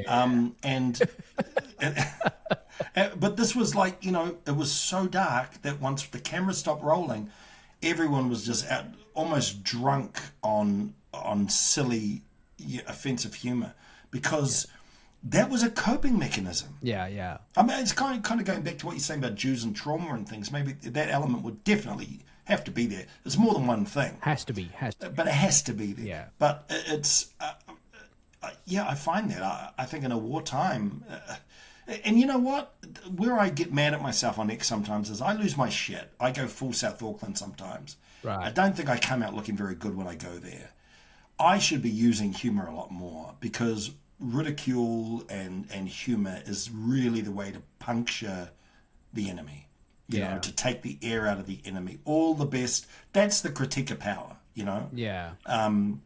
It's that critique of power which comedy is so good for. That doesn't mean only punch up, only punch down. It doesn't mean that. Yeah. But, but it is like free speech itself. It's like a taking on power. there's no better way to do it than with a joke. You know, it's Yeah. just the way it's always really been. Yeah. And it's also interesting with comedians and screenwriters and creative people is sometimes they can be very serious people too. You know, they, Peter Sellers was dark as fuck. you know, He's an idol of mine. Yeah. yeah, because when I learned that you were doing the whole free speech thing and you had these very, you know, very solid, intelligent, strong views about what was going on in the Middle East, and I was surprised to learn your background of being like, you know, a screenwriter and doing comedy and music and stuff like that. And I'm surprised myself that, you know, getting close to 40, that I've spent my life working in this world of technology, that I've ended up doing comedy, you know. So it's very interesting how people have these different layers to them, right? How did you discover that, you know, you wanted to get involved with Free Speech Union and you wanted to, you know, fight for free speech rights? And you're Jewish, right? We haven't pointed that out while you're wearing your Magen David. Yeah. Yes, you are. So how do you get into all that? You're very political on X, so just give us, like, how did you get into all of that? Free speech has been a constant for me. I have always, like, I loved film, so very much very passionate about film. Filmophile, is that what you call it? Cinephile. Yeah. So I would, but I was always interested in I was always interested in horror, you know, and dark stuff. Yeah. And of course it was rated. I couldn't get it, and videos were just coming out. Right. Clockwork Orange was a film, you know, I'd read about it in library books, and I'd see all these images from the film and really, really want to see it, but I couldn't see it. I had no access to it. I remember in our local cinema, there was a massive poster of this thing, Clockwork Orange. Massive. I mean, that thing would be worth thousands now, but it would have been like 8 feet by 5 feet or something, this thing. And there was a massive R20 on it, R20. And that was just an incentive to me. It's like, what the fuck? What secrets does this motherfucker hold? Yeah. So I was into that. When I got into music, I again wanted to shock people. So we'd do nudity on stage, we'd do all sorts of fucked up things, because we found that the more outrageous we were, the bigger our following next time. Right. You know, if we had a fight on stage or threw someone off the stage or someone got fucking their dick out or something like that, more people would want to watch us next time, and and everything, and more girls liked us. They thought we were crazy guys, so they liked us. Yeah, that was a big incentive. So I was always into it, and I guess, you know, artistic expression for me has always been about going as far as you can go. Can I go further? Can I go further? Yeah. And also, you know, growing up working class, I think, has been a really big part of this. I've been in union halls when I was like a little kid. My dad would take me to these union meetings. Right. Where these suits on the stage were saying, you're not getting a pay rise. And all these poor, desperate men were screaming back at them. And it's like, that's all they fucking had was their voice. Yeah. They had no other power. Yeah. And it's interesting that when we do polls at the Free Speech Union, it's like, oh, they're right wing. It's the working class communities that support us the most in terms of, well, I don't know about support us the most, but the value free speech the most. Yeah. Which makes total sense. Yeah. Your power is your speech. Got. The power is your words you write and the comedy you do. You don't have nuclear bombs. You don't have an army. You're not... Well, they don't even have money to pay for lawyers or do anything like that. You know, a working class guy can't get a lawyer. Yeah, exactly, yeah. It's just, he's not, one could be, you know, given to him through the state, but he can't handpick that person. Yeah. So the voice is all they really have. So that was a big deal for me. And when the Stefan Molyneux, Lauren Southern thing happened, I know David Kuhlman, who I knew through the Jewish community, he was a founding member of the Free Speech Coalition at the time. And I'm sort of there in the sidelines getting excited, going, you know, say this and say that, and annoying him, calling him up and going, have you done this and have you done that? I know what to do here. And, I wanted to get involved. Yeah. And then I don't know, I'm in a bit sort of dicey on the sequence of events, but I think I just said in the end, hey man, can you get me in the union or the coalition? And he goes, okay, I'll speak to Jordan. So he speaks to Jordan Williams, and Jordan Williams goes, okay, if he's your friend, he's probably a good guy, and he'll be a good addition. And then I turn up there, this comedy writer with all these lawyers and all these people, like, and it's kind of bizarre. Yeah. But I think I've been useful to them because I am a very different voice. Right. But the interesting thing is, like, I've been quite far away from South Auckland at that point. And this goes back to that whole thing of like, oh, they're far right and Atlas Network and everything. Getting into free speech again, and getting into the advocacy part of it, and having to sort of write narratives and think up arguments and everything, pushed me further back to the left again. Right. Because I remembered my roots. I remembered those people. I remembered, how those multicultural communities, are not listened to at the best of times. Mm. No one's harvesting their opinions. Yeah. No one's interested. They're just at the bottom rung. So, and I started seeing wokeness as this upper middle class project that was about creating a culture that was impenetrable for people below. Yeah. If you don't have a certain view of the treaty, if you don't have a certain view of transgenderism, plenty of transgender people out south, it was never really an issue. They were just part of the community. But if you don't use the right words, we're going to police you using words, then you can't be a part of this club. Yeah. So they're trying to silo off their class, actually. Right. That's what it was about. And I was like, these people are trying to silo off their class. This is a left-wing battle. Right. This is a class war. Yeah. So that's how I got into it and what I learned doing it. Yeah. And I feel exactly the same way. I did a panel 2 days ago, and multicultural panel about social cohesion. And this is interesting. Our buddy William McGimsey might like this. There was people from the Sikh community and Māori at this thing, and we started talking about immigration, and I said people have to be able to talk about immigration, or else it causes. If they feel they can't talk about it, they think we're robbing them of their voice. The minorities are the ones robbing them of their voice. All the minorities on that panel were nodding along with me. Yeah. So they understand, that they'll wear it. Yeah. If people can't talk about migration or immigration. So as difficult as it is, sometimes these discussions, we got to talk. Only dialogue is going to get us through this. Yeah. And you sit across a table from someone from the Sikh community and all that kind of stuff and hash it out. You're going to have more respect for that person when you leave. Yeah. 9 times out of 10. Yeah. I couldn't agree more. Yeah, it's an interesting one, this whole immigration thing.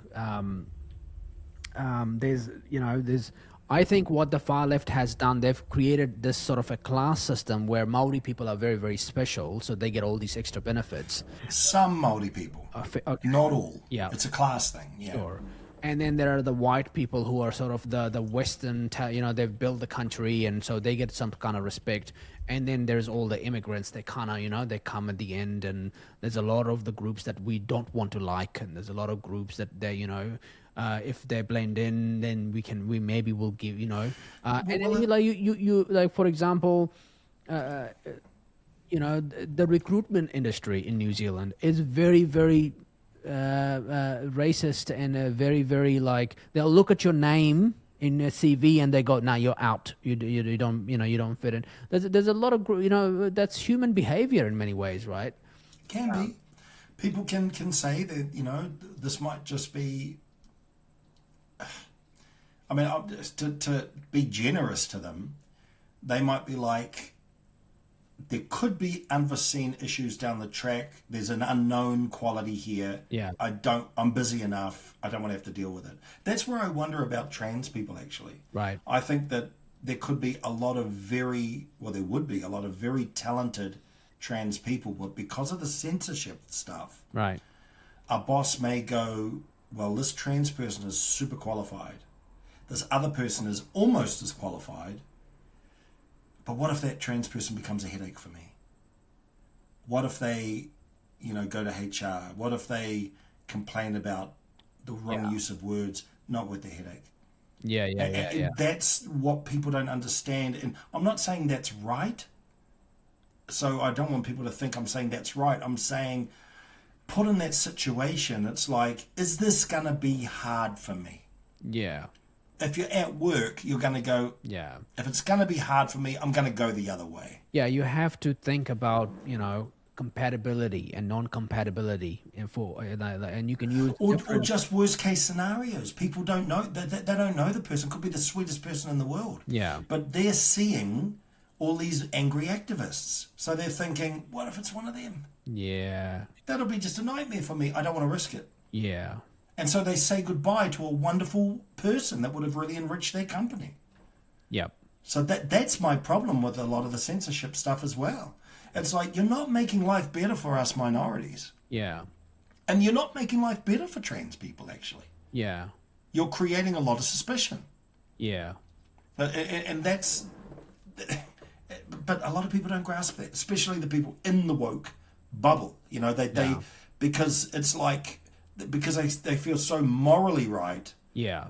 They think because we're morally right, all that other stuff is immoral, and we're not going to account for that. Yeah.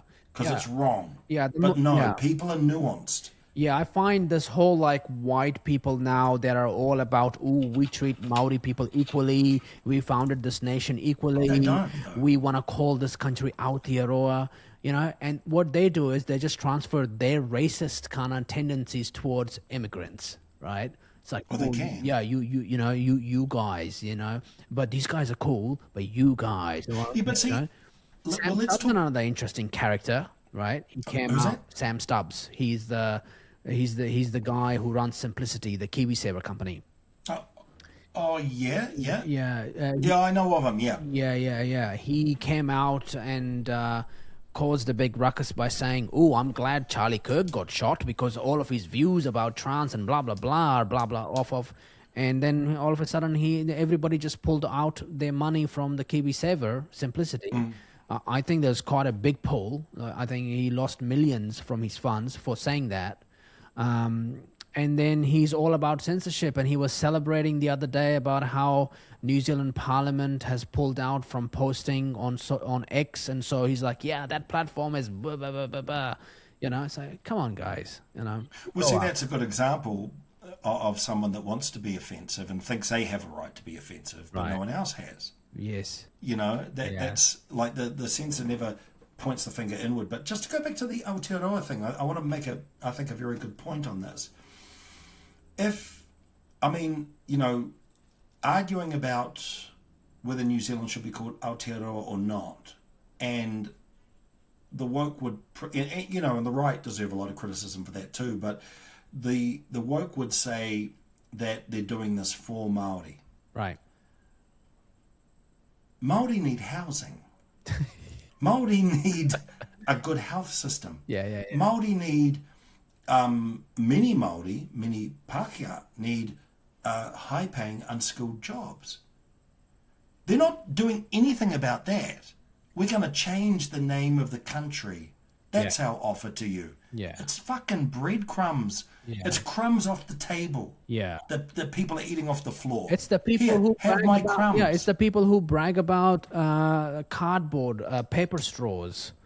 Yeah. That they're saving the planet. But even the right shouldn't get pulled into that. No one should get pulled into that. Yeah. Why get pulled into it? Don't feed it. Yeah. I don't care.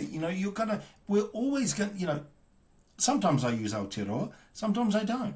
Sometimes I use it to practice my Māori, Yeah. whatever. But, it's not the most pressing issue. Let these things die. I tell you what, if they started using it and people didn't get angry about it, they'd probably forget and use New Zealand anyway. A lot of this stuff is purely a provocation. It is, yeah. And they go, because the right doesn't like it, it was the right thing to do. Yeah. It's the same thing with Morena. They say Morena, white people, they always say, in the emails they put it, and I always reply back, morning. Just to piss them off. I do it with the teachers who help with the school traffic thing with the kids. So every time I walk my kids to school, and all these white teachers out there going morena, and I always reply morning. And I've been doing it for 12 weeks, and now they say morning to me. No, you should say salam alaikum. And Yeah. Yeah. Shalom Aleichem. Yeah, You know, it's like, oh, scream and do hand gestures or like, but that's an old. I think those are like I used to do those jokes when I first came to New Zealand because a lot of people are like, "Ooh, Arabic guy, terrorist," so they'll like indulge in that comedy, and I'm like, "Cool." I don't do it anymore. But I find this whole thing like very funny when you can like correct people gently by responding to what you think is you want to be, greeted with, or you want to greet somebody else with, right? It's the Maori people have never come to me and tried to force me to say any Maori words in terms of greeting them or talking to them. yeah, I know. The white people are like very like, And a certain type of white person, a very upper middle class white person. Right. Like I was asked recently, a year or so ago, about to start work on a project, and the bosses were like, "How are you with the treaty? Are you about implementing the treaty?" And I was like, "Yes," because I want the job, and I'm going to do, even though I knew that this isn't going to come up ever again. Yeah. So there's no stakes. I just say yes. I say no, I don't get the job. I say yes, everything's cool. I never see it again. I go in there on the Monday, not one Māori. I didn't see one Māori face. Yeah. It was all just, middle class white women. It's like, motherfucker, you're asking me? Yeah. What about you? Yeah. Where are the Māori? Yeah. There's no Māori, taking advantage of this government-funded organisation and getting good paychecks. Yeah. But there's all these other people here. I didn't see any. Yeah, and there's so many organizations that want you to commit to the Maori version of the treaty, but they will not ask you to commit to the English version of the treaty. It's like, well, if it's a 50-50 deal here, you've done a partnership, why am I just signing up to that one thing? As an immigrant, it's fun to play with that question because you're kind of a bit ignorant and you're observing and you're an outsider, right? You're like, well, what is that? They're like, oh, this is the Maori version. I'm like, but what about the English version? Why are we doing this version, not that version? So you can see their face go, oh, how do we answer this? Well, do you know what that's probably about? It's like I said before, it's about signaling that you are agreeing with the group thing. You're going to be on the same page. Yeah, well, you're worthy of being in this class. Yeah. Like, I probably would align, from what I know, I'd probably be more in agreement with the Māori version myself. If people disagree with that, that should not be a barrier to getting a job, especially when that company would not really do anything for Māori people. They're not doing anything for Māori people. Yeah. So what they're doing for Māori people is saying, is that question. That's the extent of it half the time. Yeah. Yeah. It's just like, are you in my political tribe? Yeah. You are? Great. You can work here. And a lot of it comes from normalization through the oppressor and oppressed framework, right? And so they want to bump up the oppressed into a balance of equality, and the other group has had too much attention the last 150 years. So let's dump that version and use this version. Just out of curiosity, why do you align more with the Maori version of the treaty? Because I'm friends with Paul Moon, the historian, and he made a really good case for it. Okay. He made a really good case for it. I think you've interviewed him, haven't you? I did. It was it's my number one watched podcast of all time. Well, that's encouraging. That's good. Like it might have been. I think it was before. Well, I think I watched that episode actually, but. Yeah, you did. You had good feedback about that. Feedback. Yeah. He's very good talent in a podcast. It's great to talk to. He's one of those guys where you don't need to talk too much. You just ask him questions and he will shoot back. You wind him up and he just And he's got a great sense of humor. He's a lovely guy and just a workaholic, man. He's written like 18 books. He's a treasure. But and some Māori push back on things he says, which is good. Historians need to be tested. I think that's great, but no, I found him compelling, But see, again, I didn't get a lot of. I'm of a generation where we didn't get taught a lot of that stuff. At school, we did broadly, but we didn't. It wasn't really a political thing. It was like, this is a settled thing. A treaty was signed. Here's the picture of everyone happy around the table, a painting, and then back to class. It was that. That's the extent of it, really. Yeah. The thing that I got from Paul Moon that's become my reality is I don't recognize the treaty as a founding document. It's a thing that was used at that time that was needed for the problems they were solving at that time. Paul talks about this on my show, and I'm not going to try and repeat what he said to me because I'm not him and I can't give the specifics. But it was something that was reactivated in 1975 by activists, and then these principles were created, and now there's a treaty principles built to try and get rid of some of the principles, and in reality, the parliament has the whole power, which is where the 1954 democratic parliament system and everything was created, giving them 100% power. The treaty is never involved in it, and so it's like. I'm more leaning towards like an American model that we can move into as a governance of New Zealand is where you have a Senate and you have states, and the regions are actually their own states. Like I live in Taranaki, right?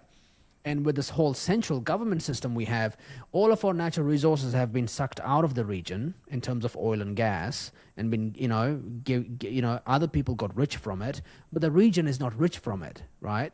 So when you have much more wealthier regions like Taranaki, you can make a lot. Yeah, no, I like that idea. And Texas, there's no income tax in Texas. Why? Because they're good at managing their resources, and they have that revenue goes towards the budget for running the state, so they don't have to take your money, right? I guess there'd be partnerships between those regions and iwi, which would be quite specific too. Yeah. And sometimes there's multiple iwi in these areas, so that would be quite tricky. But I mean, look, I hear what you're saying about, and a lot of people will say something similar, and it does make sense. Paul Moon saying that, and I've listened to him, and I go, Paul, you make sense. I'm going to run with that. That's all I'm saying. No. Okay. Yeah. Paul Moon saying that. Yeah. Okay. Yeah. I mean, I guess that. Because we do, I mean, you're saying it's not a founding document. I probably would see it still as a founding document, even though, I'm just not an expert in this. No, so anything I say here is just a guy talking in a pub. Yeah, I'm shit talking now. I really don't know. We get paid to talk shit. That's right. I'm talking absolute shit right now. Yeah. But my sense, and I can tie this to Israel a bit too, is like there's a very particular narrative for New Zealand. We're not America, it's different. We can't just take that system. We did make some commitments to a bicultural reality that America did not make. Mm-hmm. I mean, America's treatment of their Native American Indians is fucking horrendous. Yes. So, Australia's treatment of Aboriginals is fucking horrendous. Yes. Yeah. So, there's just a different expectation because of that founding narrative. Israel's a bit the same, right? Now, a lot of the activists will say we need one state, democratic and everything. That's actually a white supremacist view, even though they don't get it. That's not the Middle East. Yes. Yeah. It's like, let's just get this because it works. But that's rationalism. They're going, well, it works for me. It's like, yeah, but you are not.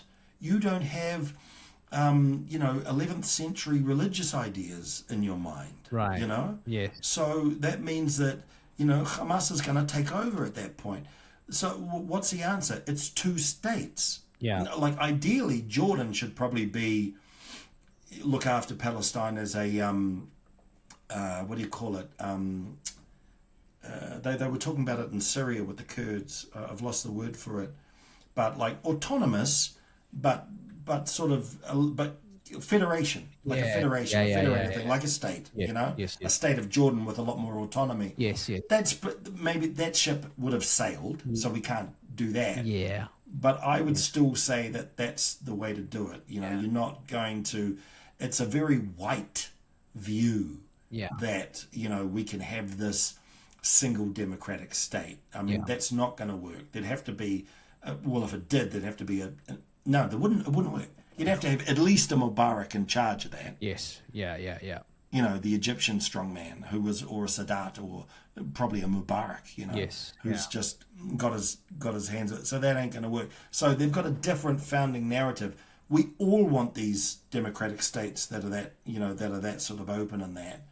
I think in a perfect world, every they're all democracies, but it's not quite that they can still be democracies, but it's that the demographics are going to make something like that impossible. Yeah. In a way, in New Zealand, no one's going to really have that problem. No one's going to have that concern. Yeah. What do you make of Operation Epic Fury from Trump and Israel to go after Iran? What are your take on it? My take on it is that I'm reminded that there are a lot of people out there that think that no war equals peace. So they think if there's not a war happening, there's peace. But what they're not factoring in is Iran has destroyed Lebanon by having a parasitic terror group attached to it and completely undermine it, draw attention from Israel and all that kind of stuff. Saudi is harassed constantly by the Houthi in that Yemenite war. I mean, so many people have died in that war. 370,000 have died of famine in that war. People talk about the Gaza famine, which was a bit of a hoax. Like close to 250,000 died of famine in the Yemeni war, which is recent. So, Iran or the Islamic Republic has a very clear hegemonic agenda that the original Ayatollah, how would you say his name? Khomeini is the guy that just got blown up, but the one before, the first guy, they're similar. Khomeini. I think they're all Khomeini. Yeah. I mean, I think they're all called Khomeini. They get that name as some kind of. Oh, is that what it is? I think Khomeini. Well, they spell Khamenei a bit different. I think it might be different. Yeah. But he.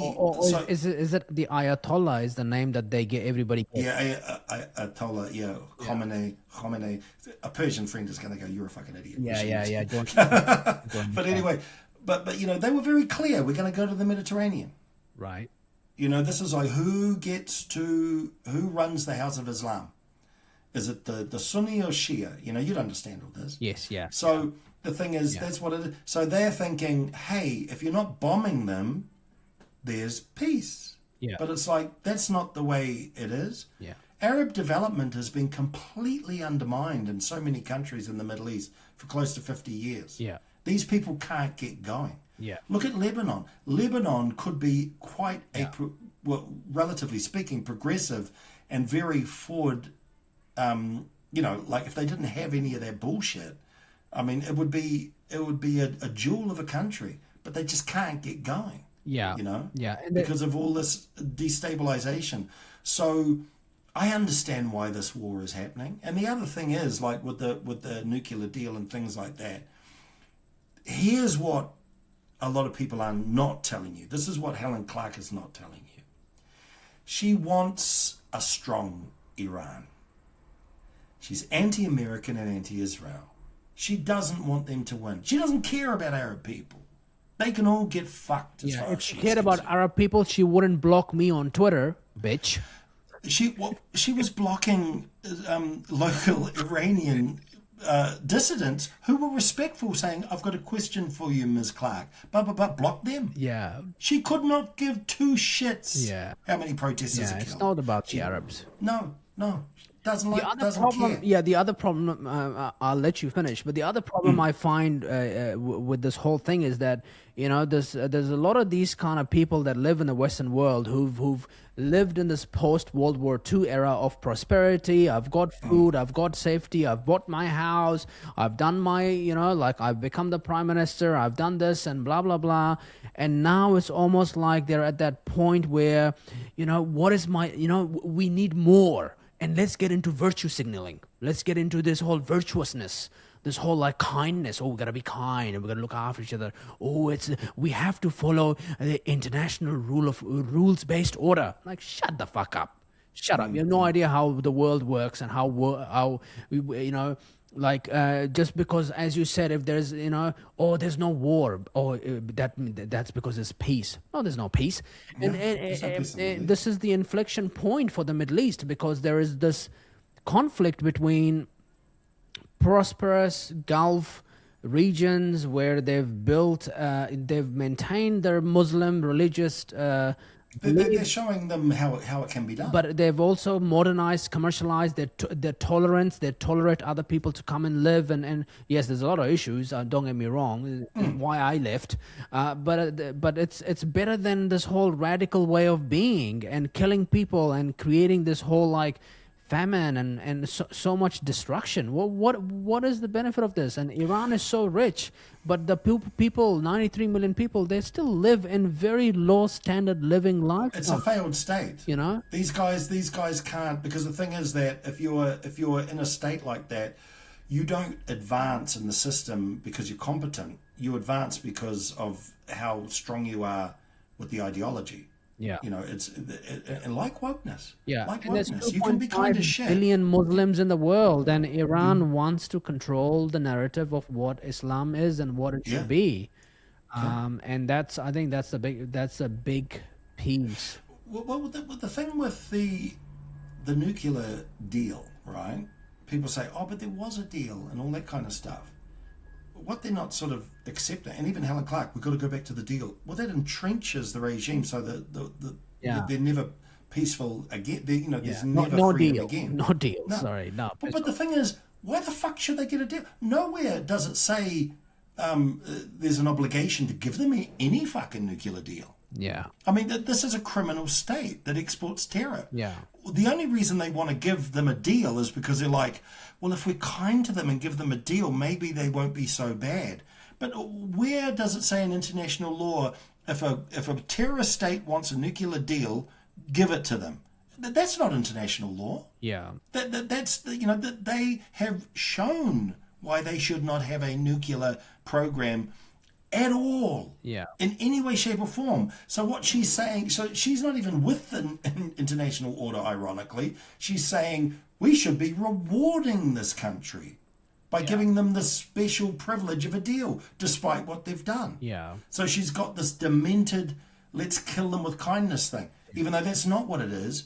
She wants China to have entry into the Middle East to cause chaos, to be a balance to Israel and the US. She hates both the US and Israel, and she wants a strong Iran to menace all those other countries.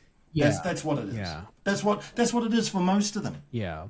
The thing that I find very like messed up with this whole like inconsistencies of what Trump has done in the Middle East is that, they went after Bashar al-Assad for a very long time. And for lots of good reasons and whatnot, and similar kind of things. He's killed all the protesters, like similar kind of narratives, right? But who does he replace him with? He replaces him with a former Al-Qaeda member. Jalani, yeah. He's now the president of Syria, and all of a sudden, all of the sanctions Trump has removed on Syria, so Syria can be rebuilt, and he's killing all the minority people, the Christians and all sorts of people he's killing. Druze, and Kurds. Druze and the Kurds. He's killing all of these people, and he is celebrated as a hero at the United Nations, and everybody's clapping at them. It's like this is really, really bizarre. This guy is a terrorist. That's the international order. Yeah. The international order is let's normalize all these crime states and pretend that anyone that has a problem with what we're doing is the problem. So I feel Trump kind of comes a bit off with the fact that he's the one who's allowed America to remove the sanctions on this Syrian terrorist guy who's the president now, Jalani. Yeah. And it's like, well, why are you doing that for? A lot of it doesn't make sense. I know, quite a few Iranian dissidents, local ones, and they're lovely people. It pains me to say it, but I actually think what they're trying to do here is it going to be regime change? Maybe, but it'll be in 10 years. I think what they're doing now is they're just going to they're normalizing bombing Iran. That's what this is about. Yeah. So they may pull back in a month Why? or so. Again, I just want to go back to my main question, not in a way to try and press you, but in us exploring what the fuck is That's going okay, on, that's okay. because there's a lot of inconsistencies. If Trump thinks these guys are terrorist state, why is he then friendly with Syria, for example, right? So if I mean, I'm a big fan of getting this regime off. I think we're on the same page with that stuff, right? He's giving him a chance. He's saying, well, we'll bomb. Oh, okay. So why can't he give this new cardboard Ayatollah a chance? You know, but it's Because what about the oil? Is this about oil? I think in a perfect world, he'd like the oil production. Like, I don't think he can really guarantee. He'd know that he can't really sort of bank on that. I think what it is he, you know, people can bomb Iran now. They're going to end this war with absolutely no military, right? You think so? You think that's going to happen? They're going to have next to nothing. They're not going to be serious. They're not going to get back into Lebanon in a hurry, because what will happen now is, as soon as they go, and this should have happened ahead of World War II, by the way, what's going to happen is, you know, this is what Churchill wanted. Hitler would make, you know, a factory would pop up. Oh, that's an armament factory. And Churchill would say, let's bomb it. Oh, you warmonger. No, I don't want a war, so let's bomb it. This, you know, that's the other thing. Wars are fought in preparation for the next war. Right. That's why wars are fought. So, Orwell said that. So what Churchill was saying is, as soon as these armament factories pop up in Germany, let's just fucking bomb the shit out of them. So he'll never get a good army. But they didn't. And so he got a massive fucking army. He got tanks up the wazoo. He got all sorts of shit. Oh, yeah. So what's going to happen now is they're not going to own a boat. Yeah. China's going to deliver them a new boat. And America or Israel will just blow the fucking boat up straight away. I'm with you. Yes, you're right. I think that's what Trump is doing. It's about just take a little bit of the heat, or the capacity off.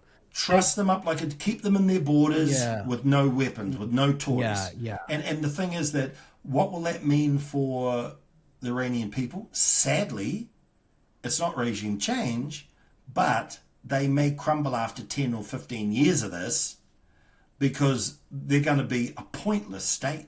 Yeah. You know, their whole MO is imperialism, and they're not going to be able to do it. The other thing is also fair to point out is that given the incredible job Israel has been doing in killing all these terrorists, you know, we go from the pager bombs to, you know, we go back 18 months that they've been sorting these terrorists out, the proxy network. And now we've kind of got to the core of the problem, right? From the proxy to the core, right? Which is Iran.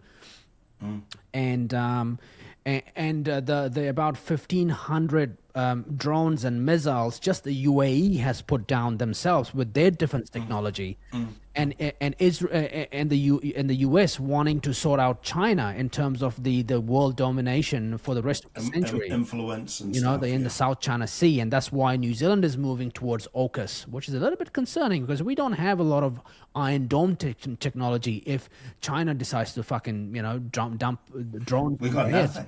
We got nothing. So that's a bit concerning that we are next, you know, in 30, 40, 50 years, that we're going to be the next fucking Middle East because America is here and trying to fucking shoot rockets at China. Anyway, that's a next topic. And it almost feels like Israel and the Gulf states will have to kind of you know, become the guardians of protecting the Middle East and the region. And have America take a back step from that.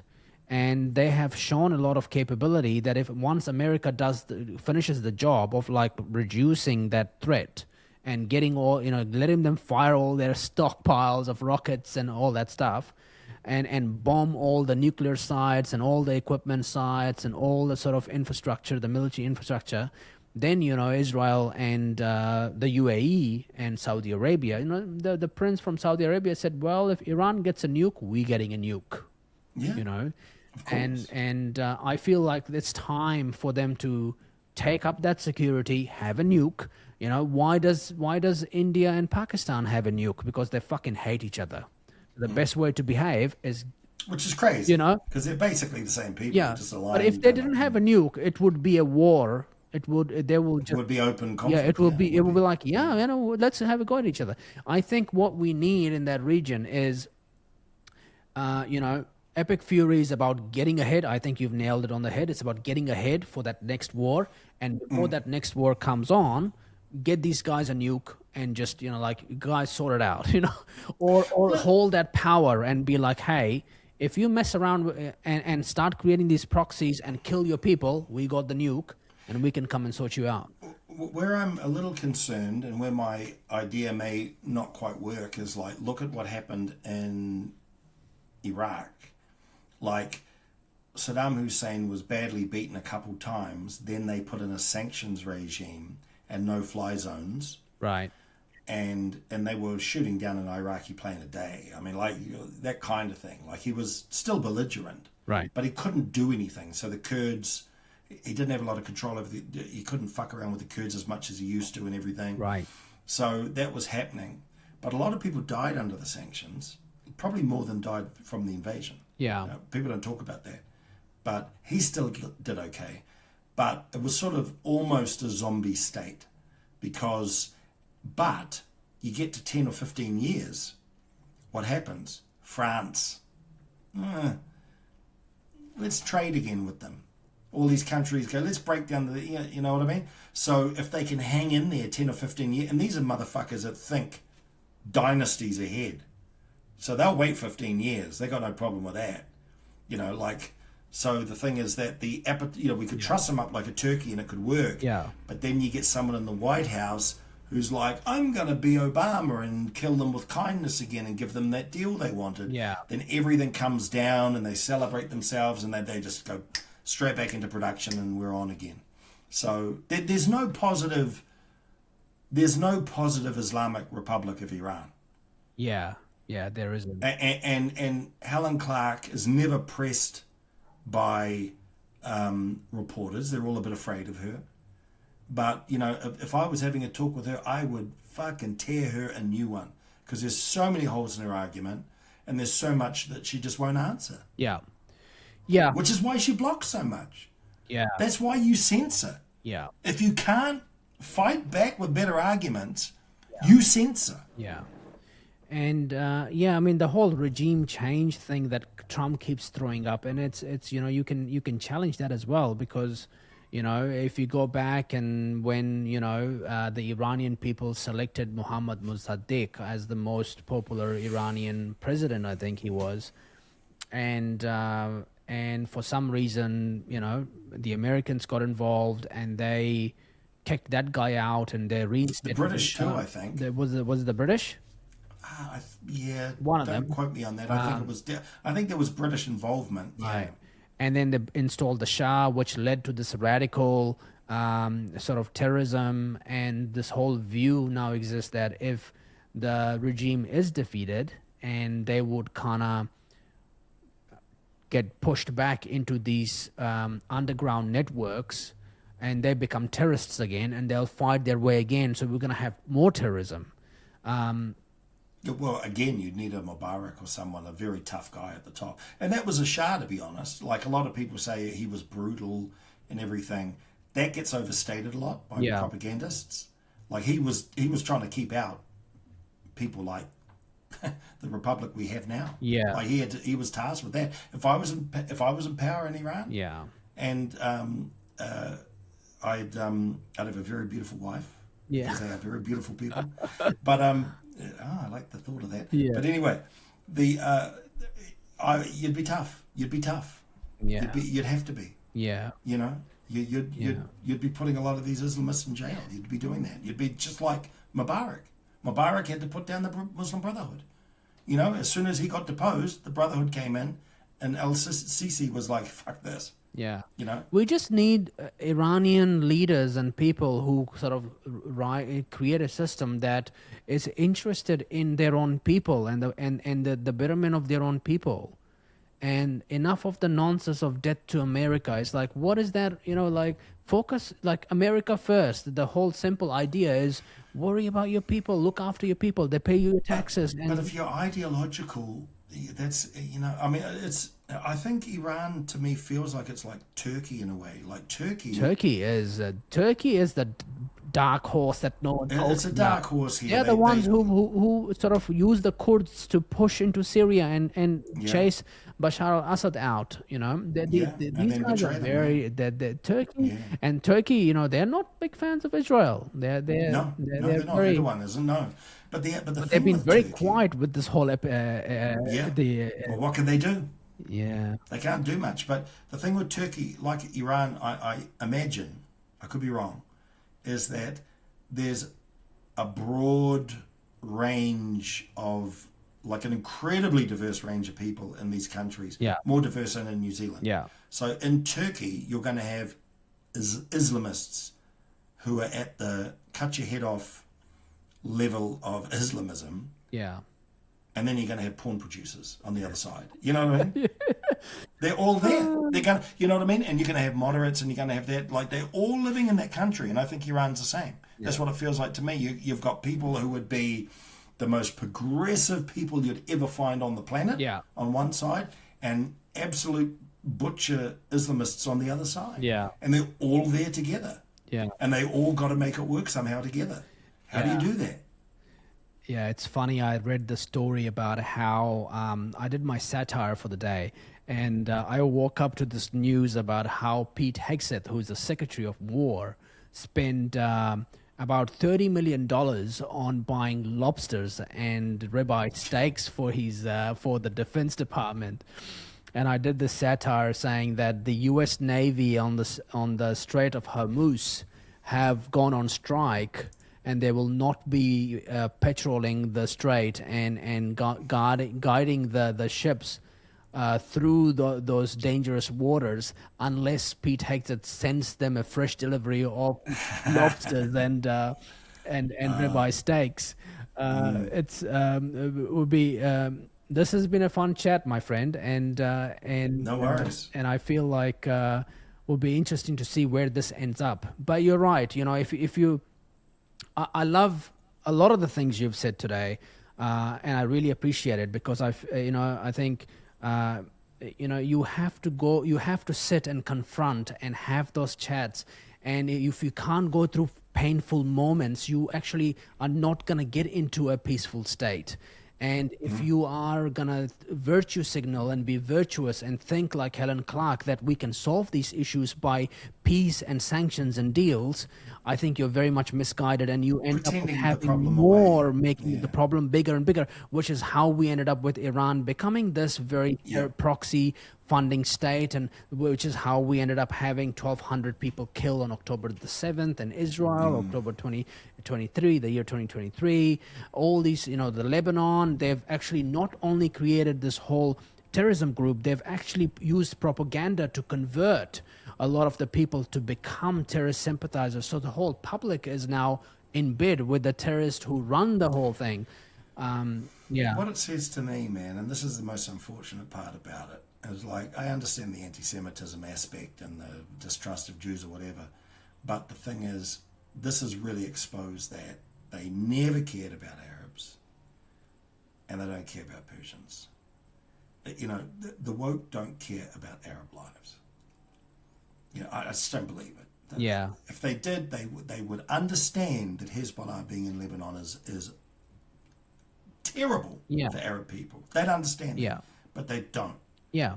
They, I mean, it's they the view them whole, as, like, Jacinda did, sorry to interrupt, Jacinda did the whole, like, Christchurch call thing, which was like, we need to fight hate online, is why this guy went and killed all these Muslims in Christchurch and while they were praying.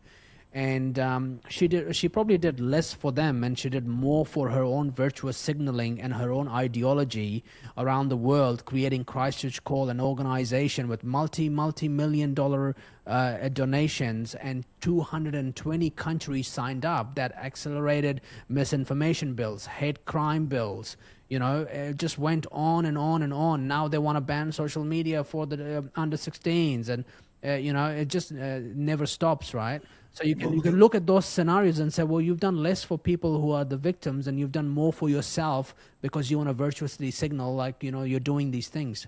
Well, that's the thing. We beat the hate speech laws because they threw so many at them. If they'd just gone, we're just going to do one thing.